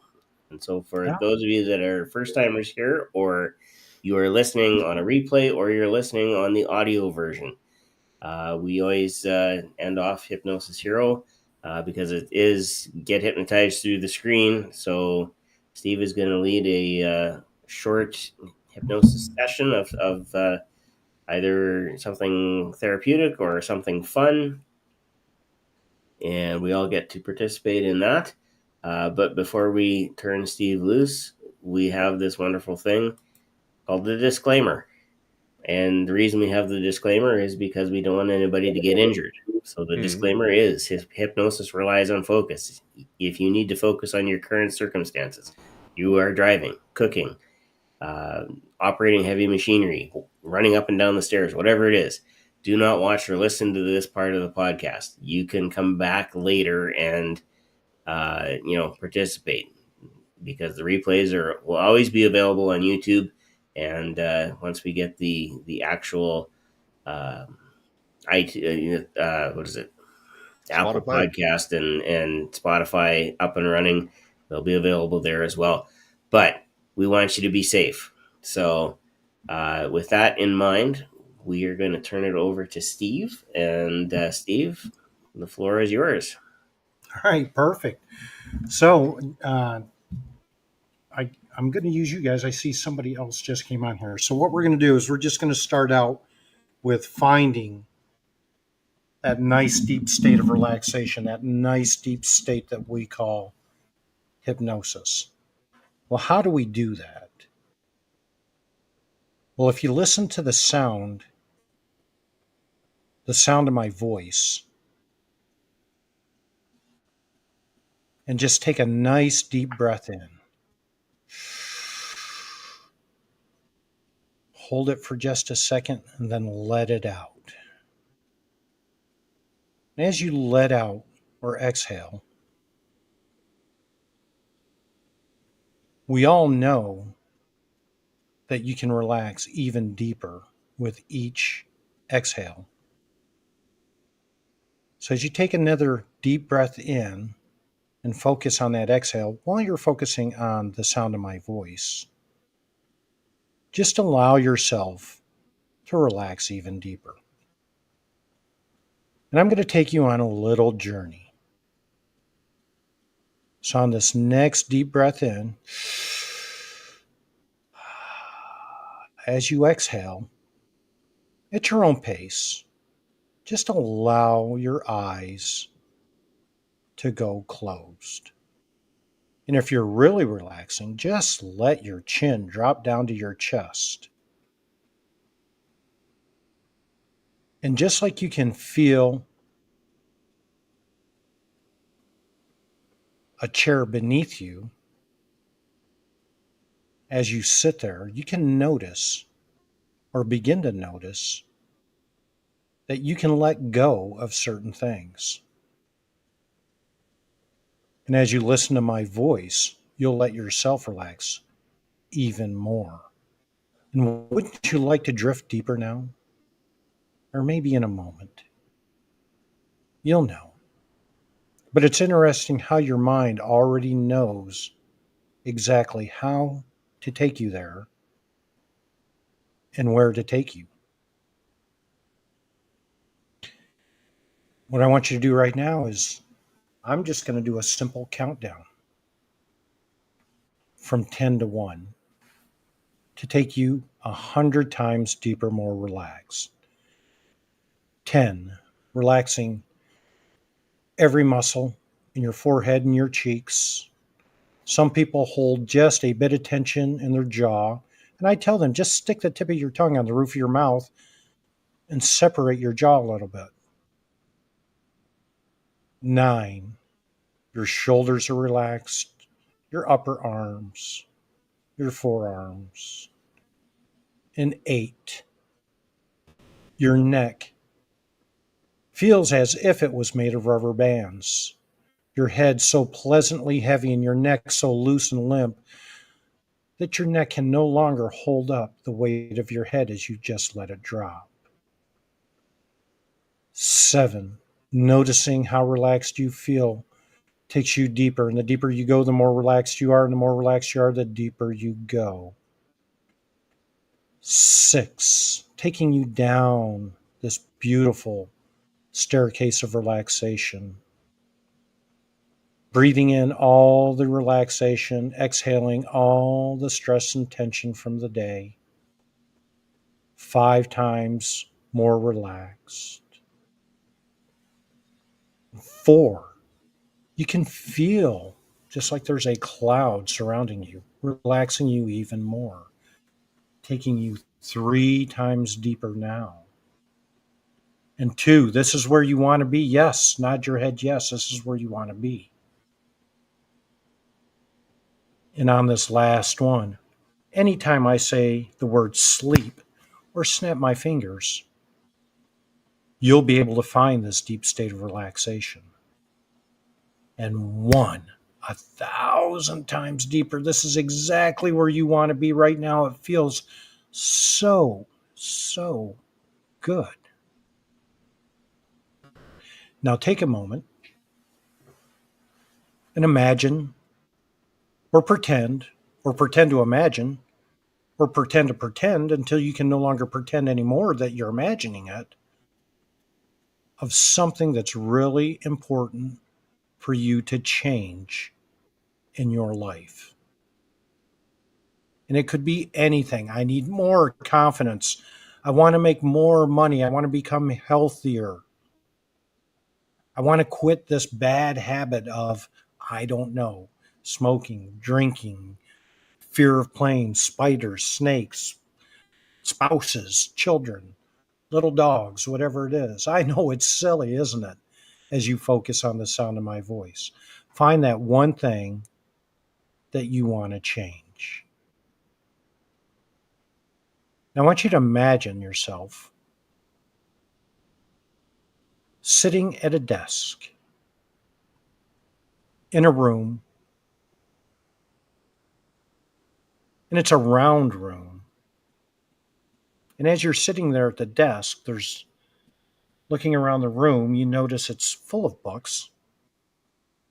And each one of these books represents a time in your life. We don't know what's in these books until we pick one up and open it up. It could be something good. It could be something bad. It could be a thought, a feeling, a habit, a pattern, whatever it is. Let's go over and run your fingers across those books and just pull one out. But don't open it. Just take it back to the desk. Sit in your chair. That nice, comfortable chair. So soft, so luxurious. It just hugs you. Now, I want you to open that book up and notice the page you open it to. There's something that we trained your subconscious mind to do at a very young age. And that was to protect you. But it doesn't know exactly what it was protecting you from. All it knows is that it had to keep you safe anytime a certain feeling came up. And where'd that feeling come from? Well, I don't know. It could have been a statement from a parent. It could have been something that your sibling said, somebody at school, something that turned into a limiting belief. And I don't care if it was, you'll never make $1 million. You'll never climb Mount Everest. You'll never learn how to fly a plane. Whatever that means to you, whatever it is, let's look at it. Well, how do we change it? Well, there was part of you that we trained, part of you in that subconscious mind that you said, well, if I can't be a millionaire, I'm just going to start eating, or I'm just going to start drinking, or I'm going to start doing pills or something negative. It doesn't have to be any of those. You know what it is in your life. It made you lazier. It made you not focused. Maybe not try as hard as you really had to, whatever that is in your mind. That part of your subconscious, that part that was responsible for keeping you safe, exactly how we trained it, was very beneficial when you were a young person. But now that you're an adult, we need to reprogram that. It's a funny name, neuroplasticity, rewiring the mind. We say so many things. We can't worry about the things that we've done in the past because they already happened. We can't take them back. But we can certainly use it as a lesson learned. What's the lesson learned? Well, I know what not to do. All right, so what's the opposite if I shouldn't do that?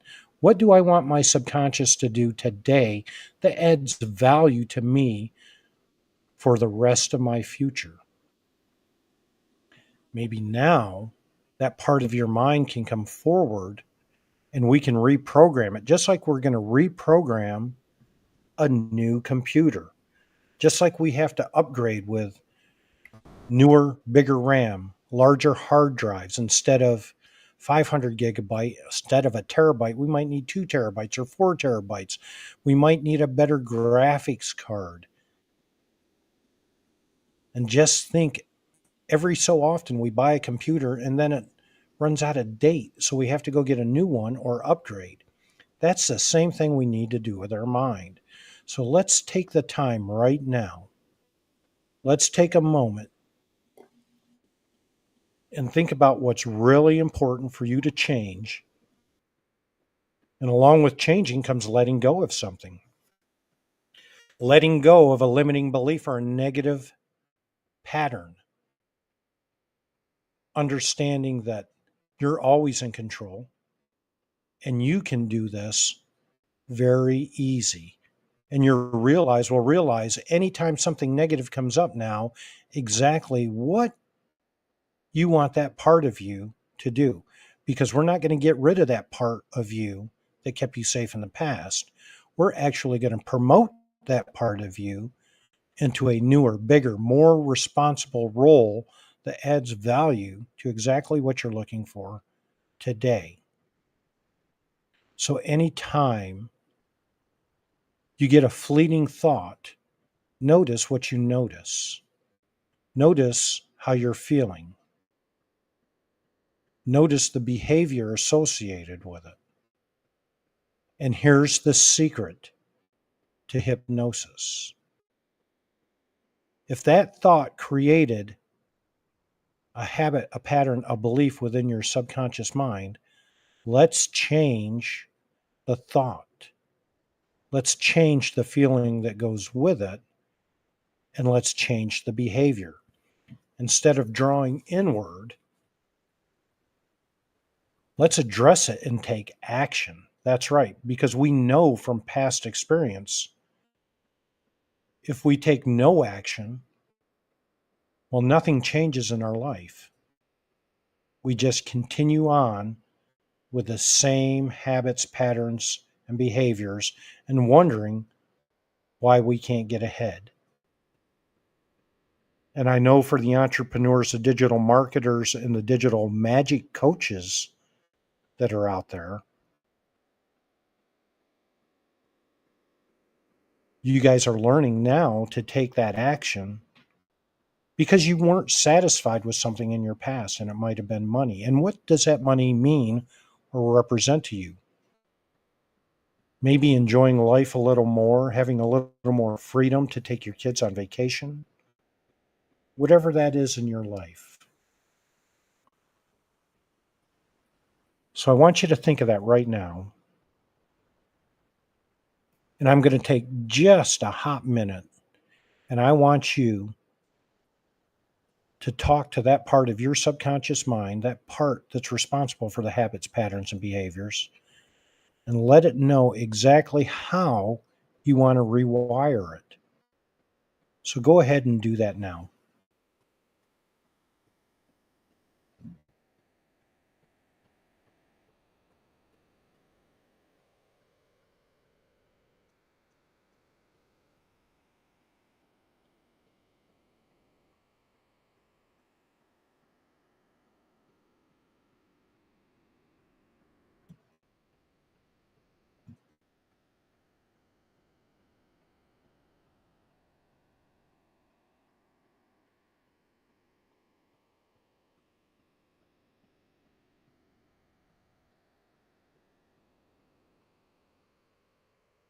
Now here's the fun part.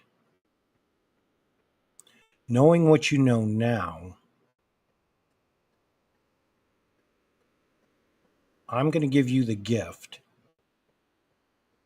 that you can do this later today or tonight or tomorrow or anytime you need to feel this calm and relaxed. Here's how simple it is. When you go to bed tonight and you lay your head down on that pillow, I want you to close your eyes. And when you close your eyes, one of the things that we've often used in the past is to imagine what it would feel like if somebody poured super glue over your eyelids and they became so stuck that they just would not work and not open. And I want you to imagine what that feeling would be like if you just couldn't open your eyes. If you can go to bed at night and you simply pop your eyes open, you go, oh no, I'm not ready. I'm not ready to relax and find that deep state of relaxation. But if you lay down and close your eyes and you give your eyebrows a little boink and you find out that, oh yeah, that's what it feels like. They won't open. They are stuck closed. I'm right here in that nice deep state of relaxation, that funny, silly thing that we call hypnosis. And you can simply use some statements on things that you want to change. What can I do first thing tomorrow to take action to add value to my new future? That's right. You can do this by yourself from this point forward. You can be your own hypnotist. We call this self-hypnosis. And I always teach people exactly how to do this so you don't have to rely on anybody in the future. And it's not uncommon for you to find yourself not thinking about hypnosis or about anything else but this one moment. But you will.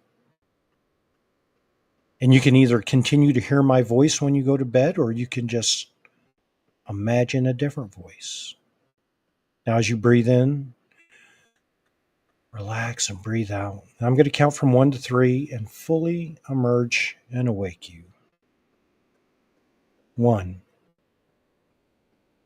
Feeling coming back into your limbs, your torso, and your body. 2, becoming so aware of your surroundings now. Taking a nice deep breath in. And 3, eyes wide open, feeling great about yourself, and stretch out your arms because this is the best part of hypnosis. And there you go. All right. Give everybody a chance to get their bearings and let us know how that was for you. You know, again, that change can happen so quickly, and just in those few minutes, limiting belief shattered. Yeah, it's really something, and we all say it, all of us in here, the mind is so powerful on what you can do, what you can accomplish. I used this one time in a military environment, and I was teaching a group of military people how to load software on an airplane.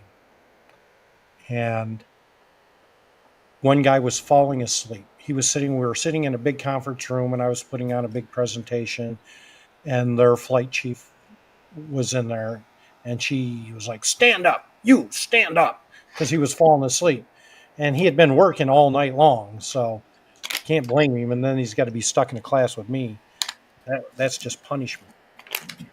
But so I was explaining how to load software on the airplane, and the flight chief was like, "I have to leave, I have to go." So she left, and I told the guys, like, "Hey, take a seat," you know.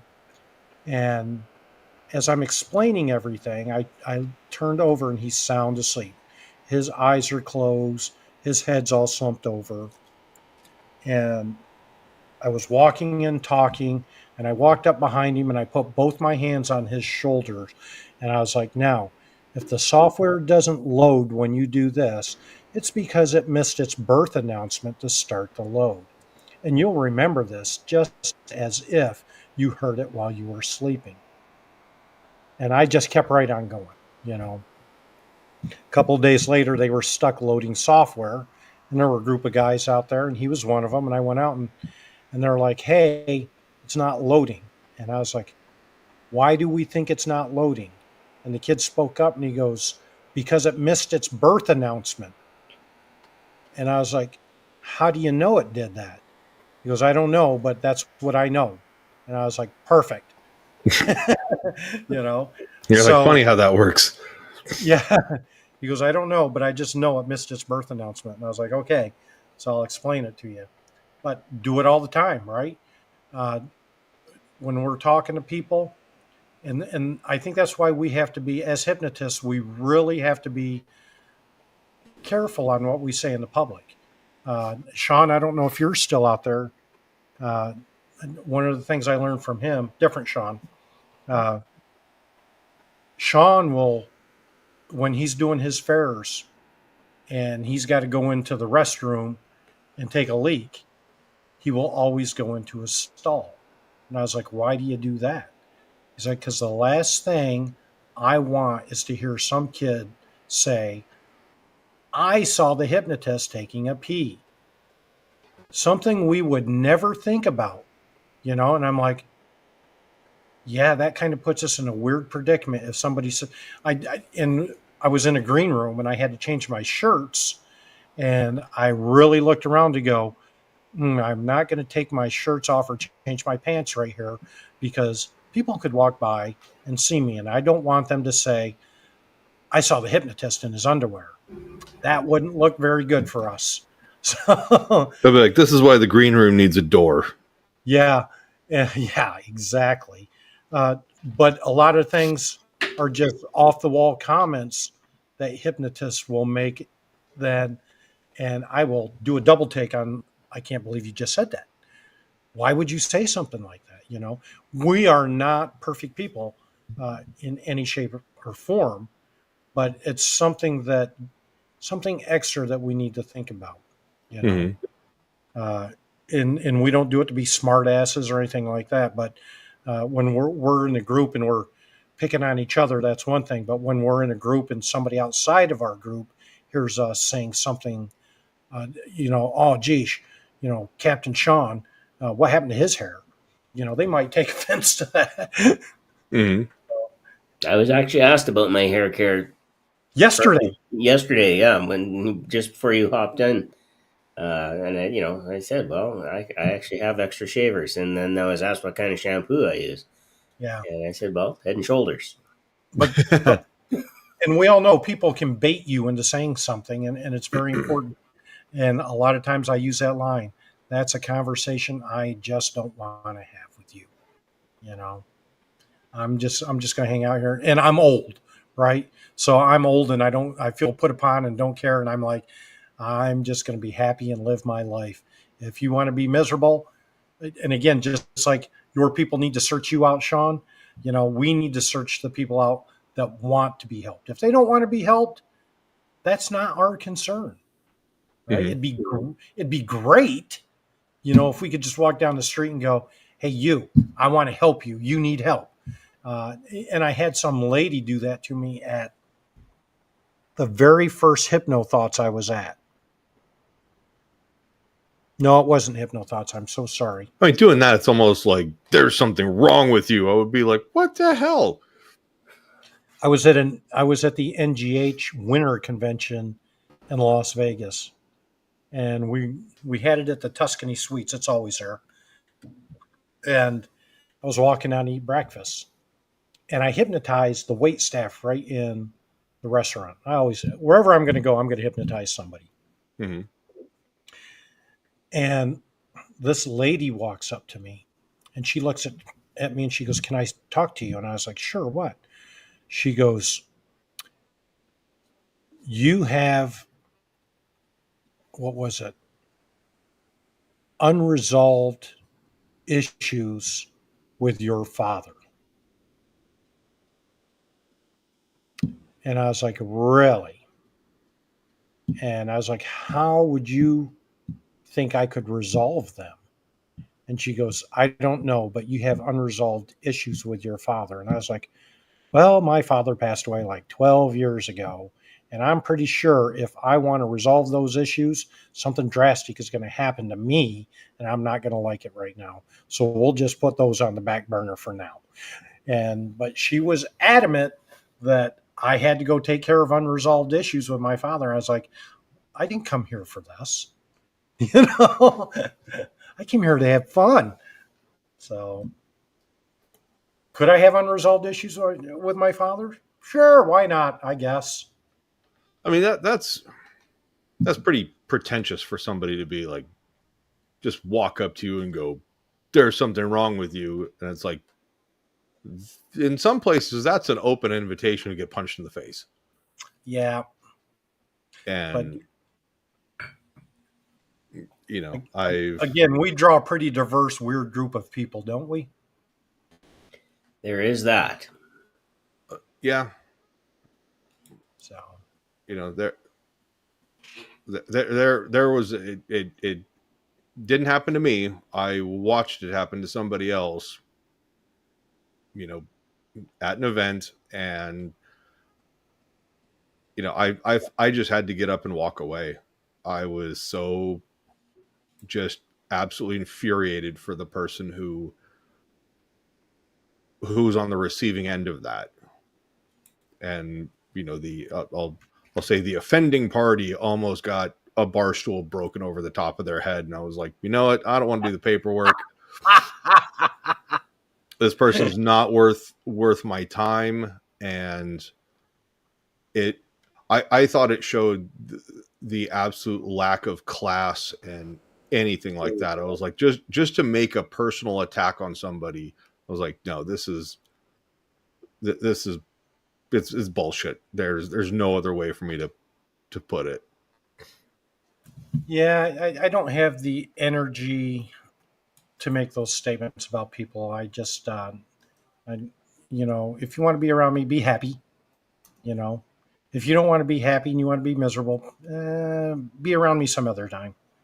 So, but yeah, it's and I tell the story about how Jim and I met, and that was an event that, a small group of people, and I was asked, why are you here? And I said specifically outright, I'm struggling with this, and this, and all the medications that the VA is throwing at me.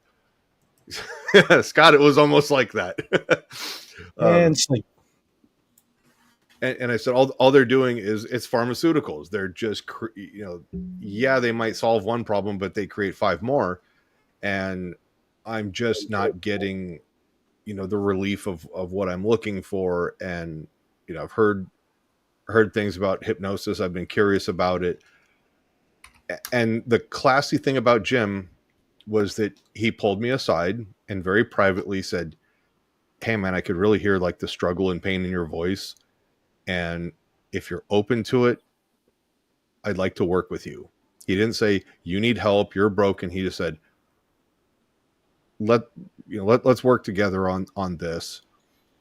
And here's how I think I can help if you're interested. And I just went, oh my God, yes, absolutely. And he goes, I'm not asking you for money. He goes, I've, kind of got a spot for, veterans and people who serve the country and stuff like that. And this was nothing of a, hey, I want a free handout or anything like that. But for him to go and offer that. And then I was doing the web design and some t-shirts and, custom work on that with the screen printing. He goes, hey, can you put together some t-shirts for some street hypnosis that I'm doing? I'm happy to pay you. And I went, no, I'm happy to do this for you. So it was kind of an exchange of, goods and services. And then just right there, a friendship was born. And, I'm here to have these conversations and, these experiences in life because Jim's one act of kindness. And then he also had the tact. Yeah. But for someone to just sit down and blatantly call something out, I'm like, nope, you get the hell out of my life right now. Did you want to become a hypnotist or just doing your thing, Brian? I was doing my thing, and then Jim said, hey, make a shirt for yourself. If you want to come out and learn it and everything, I'll kind of show you how to do it. So we went out. I was more observing how he did his work, and then Justin James had a street hypnosis mafia training that he was coming up to Seattle for, and so Jim reached out to him and said, hey, here's somebody who's interested in learning. He doesn't have any professional credentials. He's not competing for anything like that. Is it okay if he signs up for the class? And Justin was gracious enough to let me participate, and we went out, and that's when I hypnotized my first person. And I was like, so this is what it's like to be a Harry Potter wizard. It was fun. And then Jim was like, dude, you got a knack for this. Like, you got these great ideas and things like that. Like, you should perform. And I'm like, no. I'm going to do my day job. I'll kind of turn this into a hobby. I'll do it like when I go out to bars and somebody brings it up and goes, hey, can you do something? All right, cool. Bars are the best. Yeah. And then after, then Jim invited me on stage. I did a guest spot for him at Laughs Comedy Club in Seattle. And so he was like, yeah, come up and do 10 minutes. it felt like about 10 seconds. And then he kind of gives me the, wrap this up. And he goes, yeah, dude, you did like 15 minutes. I was like, dude, awesome. This is fun. But it went by so fast. And I was like, this is really, I enjoy it. And then he and I started doing shows together when the ability permitted itself. Yeah. And then he was really pushing me kind of at the end of last year, going like, all right, man, like this is it. We're gonna get you your own show and this, that, and the other. And then life happened. So, but through the encouragement of guys like Sean, Grant Saunders, Salish Jawan, and Michael DeShalit, they've been like, dude, get up on stage. Like, you're asking the right questions. Your head's in the right spot. And then even guys like Kevin Lapine is like, what can I do to help? Here are some ideas. Run skits by me. And then that's where nobody once has been like, I'm here to sell you stuff. Yeah. It's just, how can I have you be successful? Because I think Sean, we talked about this 1 or 2 shows ago, where I just kind of looked up some just rough numbers, and like, we are a 0.00000 number of the workforce. So there's plenty of work out there. Absolutely. It's just, don't do dumb stuff that's going to ruin, I guess, the novelty. Don't leave a bad taste in somebody's mouth. Takes away opportunity from the profession, right? Yeah. Don't do anything to harm the profession. You want to, honor it, give it the respect. And like I said, if it's one thing if you have a bad show, and then it's another thing to go, you're just like, look, we didn't have the volunteers, something was off, whatever it was, hire somebody else next time, versus you did something stupid. It got the client or the administration in hot water. They're like, we will never do not only that client, but pretty much everybody who was in attendance and affected, adversely. They'll never do a hypnosis show again. Yeah. And so that's where, you want to be cognizant of what you're doing. Yep. And I'll break right now. Scott asked the question, Steve, how do you deal with the volume in the club or a bar? I use the noise. So I'll use the music, whatever song is playing. I'll use the people around, whatever noises they're making. But you have to be clear when you're talking to the volunteers. So it may require me to get a little closer to them, but you really, you want to make sure that the audience can hear exactly what you're saying. So they're either going to get really close to you, or you're going to have somebody turn noise down or something like that.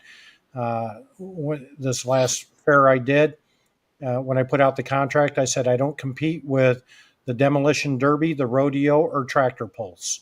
So make sure I'm not booked during those times. And so they did a wonderful job on the first show. I was the headliner, so that was my show. For my second show, not so much, because they didn't have a tractor pull, a rodeo, or a demolition derby.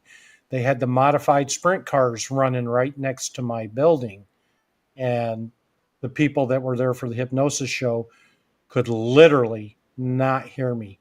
And the sound guy and I were doing everything we could. I was right in front of the volunteers, hollering into the microphone so they could hear me. And I just continued on.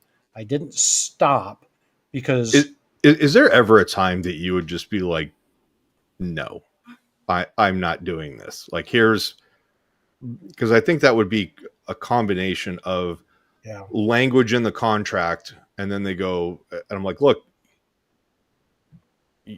we need to cancel the second show, because I'd rather not do a show than do a garbage show that nobody can hear. It actually came out good, because my volunteers were doing exactly what they should have been. It was a smaller crowd. So I was like, what I did was I literally moved. My stage was set up like an eye. So the back part was the main stage. Then it had like a runway that went right down the middle, and then it opened up to another area. So I just took the chairs down there. I was like, we're going to do this right down here close and personal. And the volunteers were doing well. The audience was participating well. But if the noise got too bad, the people that hired me were in there watching the show, and they came up and apologized. They're like, we're so sorry we booked that during. And they were like, we want you to come back in another day or two. And I was like, no. I knew what their schedule was. And I was like, there's not a time in your schedule where you can rebook me and expect a good show. So we'll just skip that. But there's language in my contract as well that says lack of audience participation of getting volunteers does not negate the fact that you have to pay me for a show. Yep. Colin says I get paid for the attempt. Yeah. And there's a guy out there, I can't remember what his name is.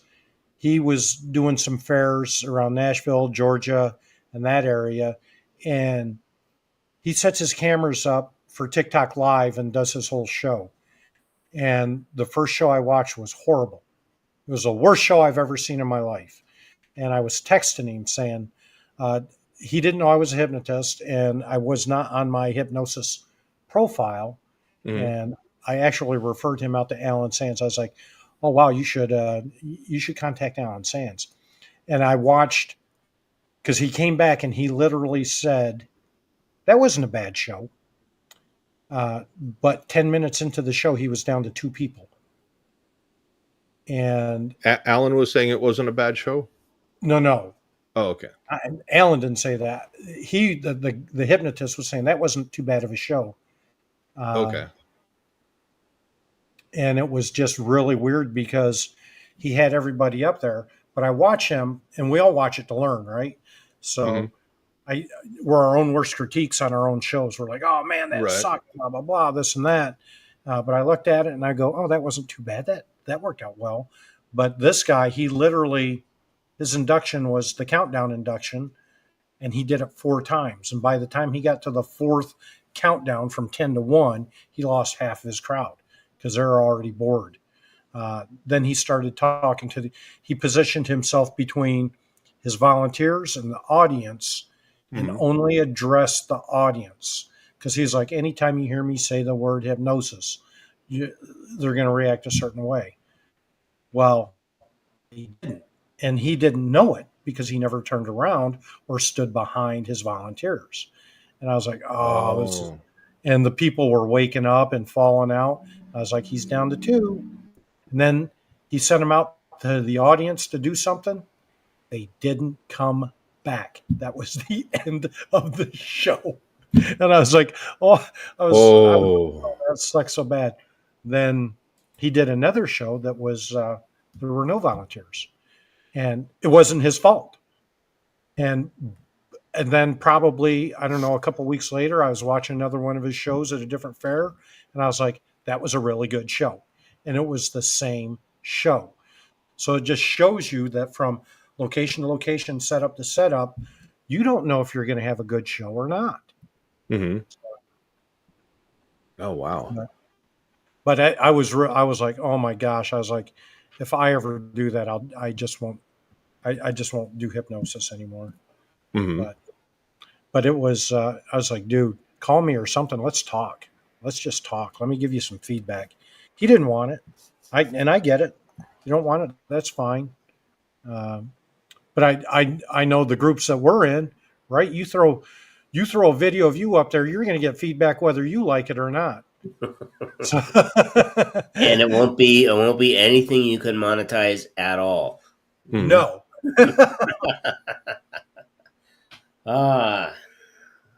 Only because Scott King is coming up on 2.5 hours. We should let Steve get some sleep.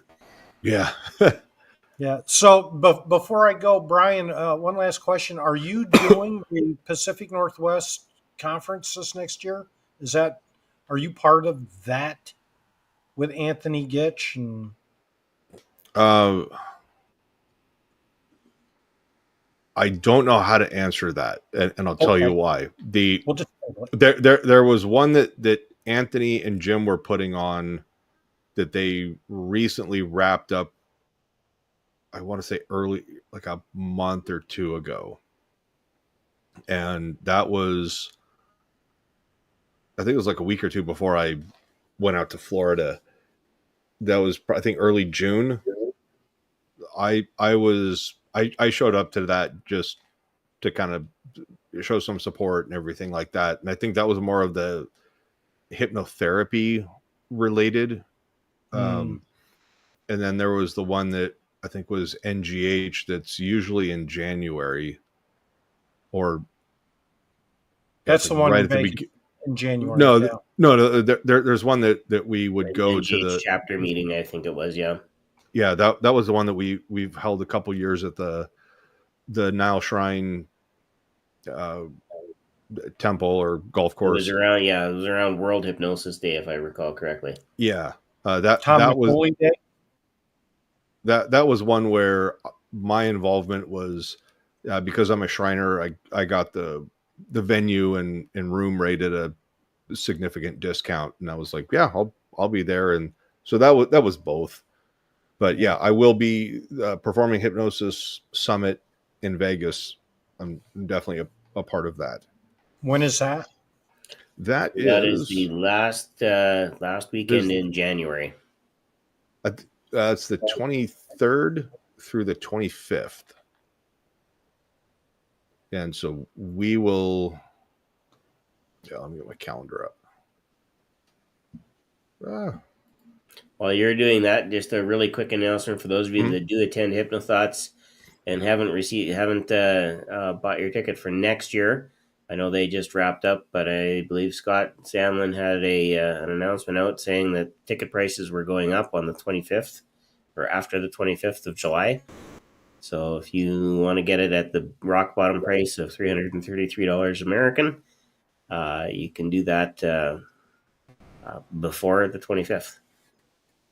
Yeah, so we are the second to, or we're the weekend before the last weekend in January, Okay. because the 30th and 31st are the following Saturday and Sunday, or Friday and Saturday. So so we will probably be in. I will probably be in Vegas the 20th or the 21st, the afternoon of one of those 2 days. We'll do the pre-conference stuff, and then I will probably stay until Wednesday or Thursday that following week to give Grant a hand to close up any post stuff that we need to do. Yeah, I just don't know where I'm going to go for the conferences this upcoming year. But I know I'm going to travel around. Performing hypnosis, you'll definitely have a good time. We've got some stuff that's in the works. We're not able to announce it yet, but once it's finalized, I think there's an opportunity for some stuff that it'll definitely be an additional cost. Like in the past, we've gone to Kevin Lepine's Hypnosis Unleashed show. Oh, that's a crappy show.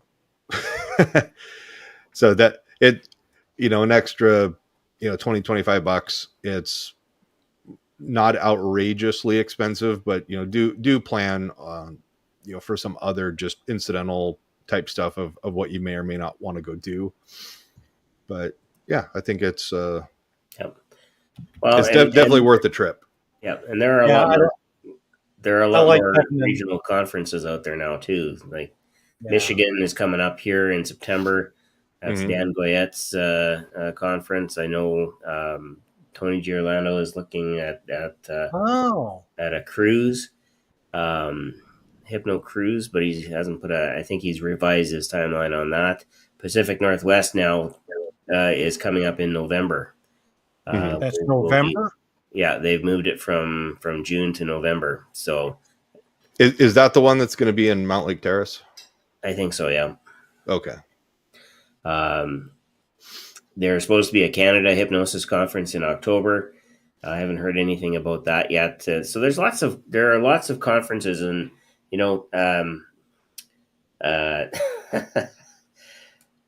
uh, was she on stage, Scott? That's the question.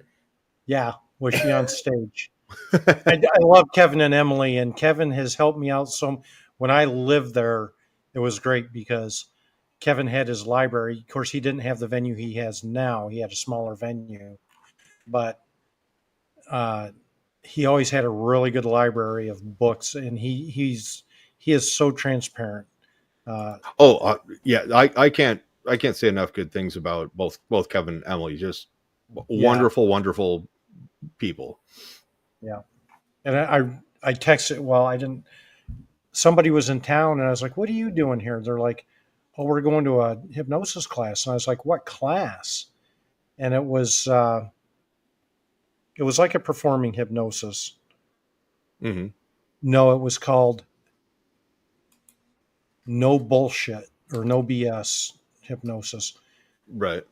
and it was Kevin and Emily, uh, Mark Savard, Nadine, Kelly Carl. They were doing the comedy side of it, but they had a therapy side of it. And so I texted him, I was like, "Really, Kevin?" I was like, "I literally live down the street from you, and I don't know that you're putting on a class." He's like, "I'm so sorry, Steve." He's like, "Just come." Yeah. So, but I got more. That was probably the best training that I've received was from Mark and Kevin and that crowd. Uh, they didn't hold back. They didn't hold back any punches. Uh, you had to be very careful of your words. You never said, "I'll try" to them. It was, "You're going to do it." Mm-hmm. So definitely a good crowd of people, but I would love to see them redo that as well. So Yeah. Kevin does good talks uh, at PHS, and like I said, yeah, I'm trying to get a little bit of a variety. Not just stage or mm-hmm. whatnot, but some of the other more like a administrative, the business side of things Yep. that might prove to be very valuable. That if you utilize it correctly, will definitely more than pay for your trip. That'd be awesome. Yeah. So Just so you are aware, Steve, the for the Performing Hypnosis Summit, if you want to be a speaker, speaker proposals are actually open right now. mm-hmm. So you could save the cost of a ticket and actually be part of the action. Mm. So Hmm. and the bonus is you actually get to see me in person and Brian. Yes. In Yeah. a costume, no less. Not uniform, not a costume. Uniform. I'm sorry. Damn it, man! How many times do I have to say that? Yeah. I keep telling everybody if I had 7 of them, I'd wear one every day. Oh my gosh. That's funny. It's not a Last costume, time, it's a uniform. the last time Steve saw me in uniform was actually at Hypnothoughts. Yeah. Mm-hmm. And I would talk about that Hypnothoughts quite a bit. Of course, first time meeting Jim and all that, but and we got Scott here on YouTube. But I still remember that time I had Scott was talking to a young lady and going through the whole conversational hypnosis. Um, what do you call it, Brian? The Schwartz. Oh yeah. And I had Bob on the other side of me explaining everything that Scott was doing step by step. The young lady had no idea we were even there, and I was standing an arm length away from Scott, and Bob was half an arm length away from me, and she was just zoned in on everything that Scott was doing with her. So There you go. Not a GoFundMe. If we just set up a link, or if we share Sean's Zelle or Venmo or whatever, it can be donations. Or I'm sorry, individual that's a great sponsorships. idea, Scott. I'm going to actually start doing that. I've got my Square account ready to go. So Now, are you going to get different colors? That Because you've got the depends on red which- and black. You've got that depends on which show it comes from, okay. right? So if I'm going into the past with Captain Pike and Captain Kirk, they will likely be gold colored uniforms. If I'm going into the future, that I don't want to call it it's a deeper red than cranberry, but that red stays with the command. So all the way through. So, and then you get to Star Trek Picard, and then they have leather jackets to go along with it. So, how much gold plus platinum do we need? Well, because it's in American, you have to add 20%.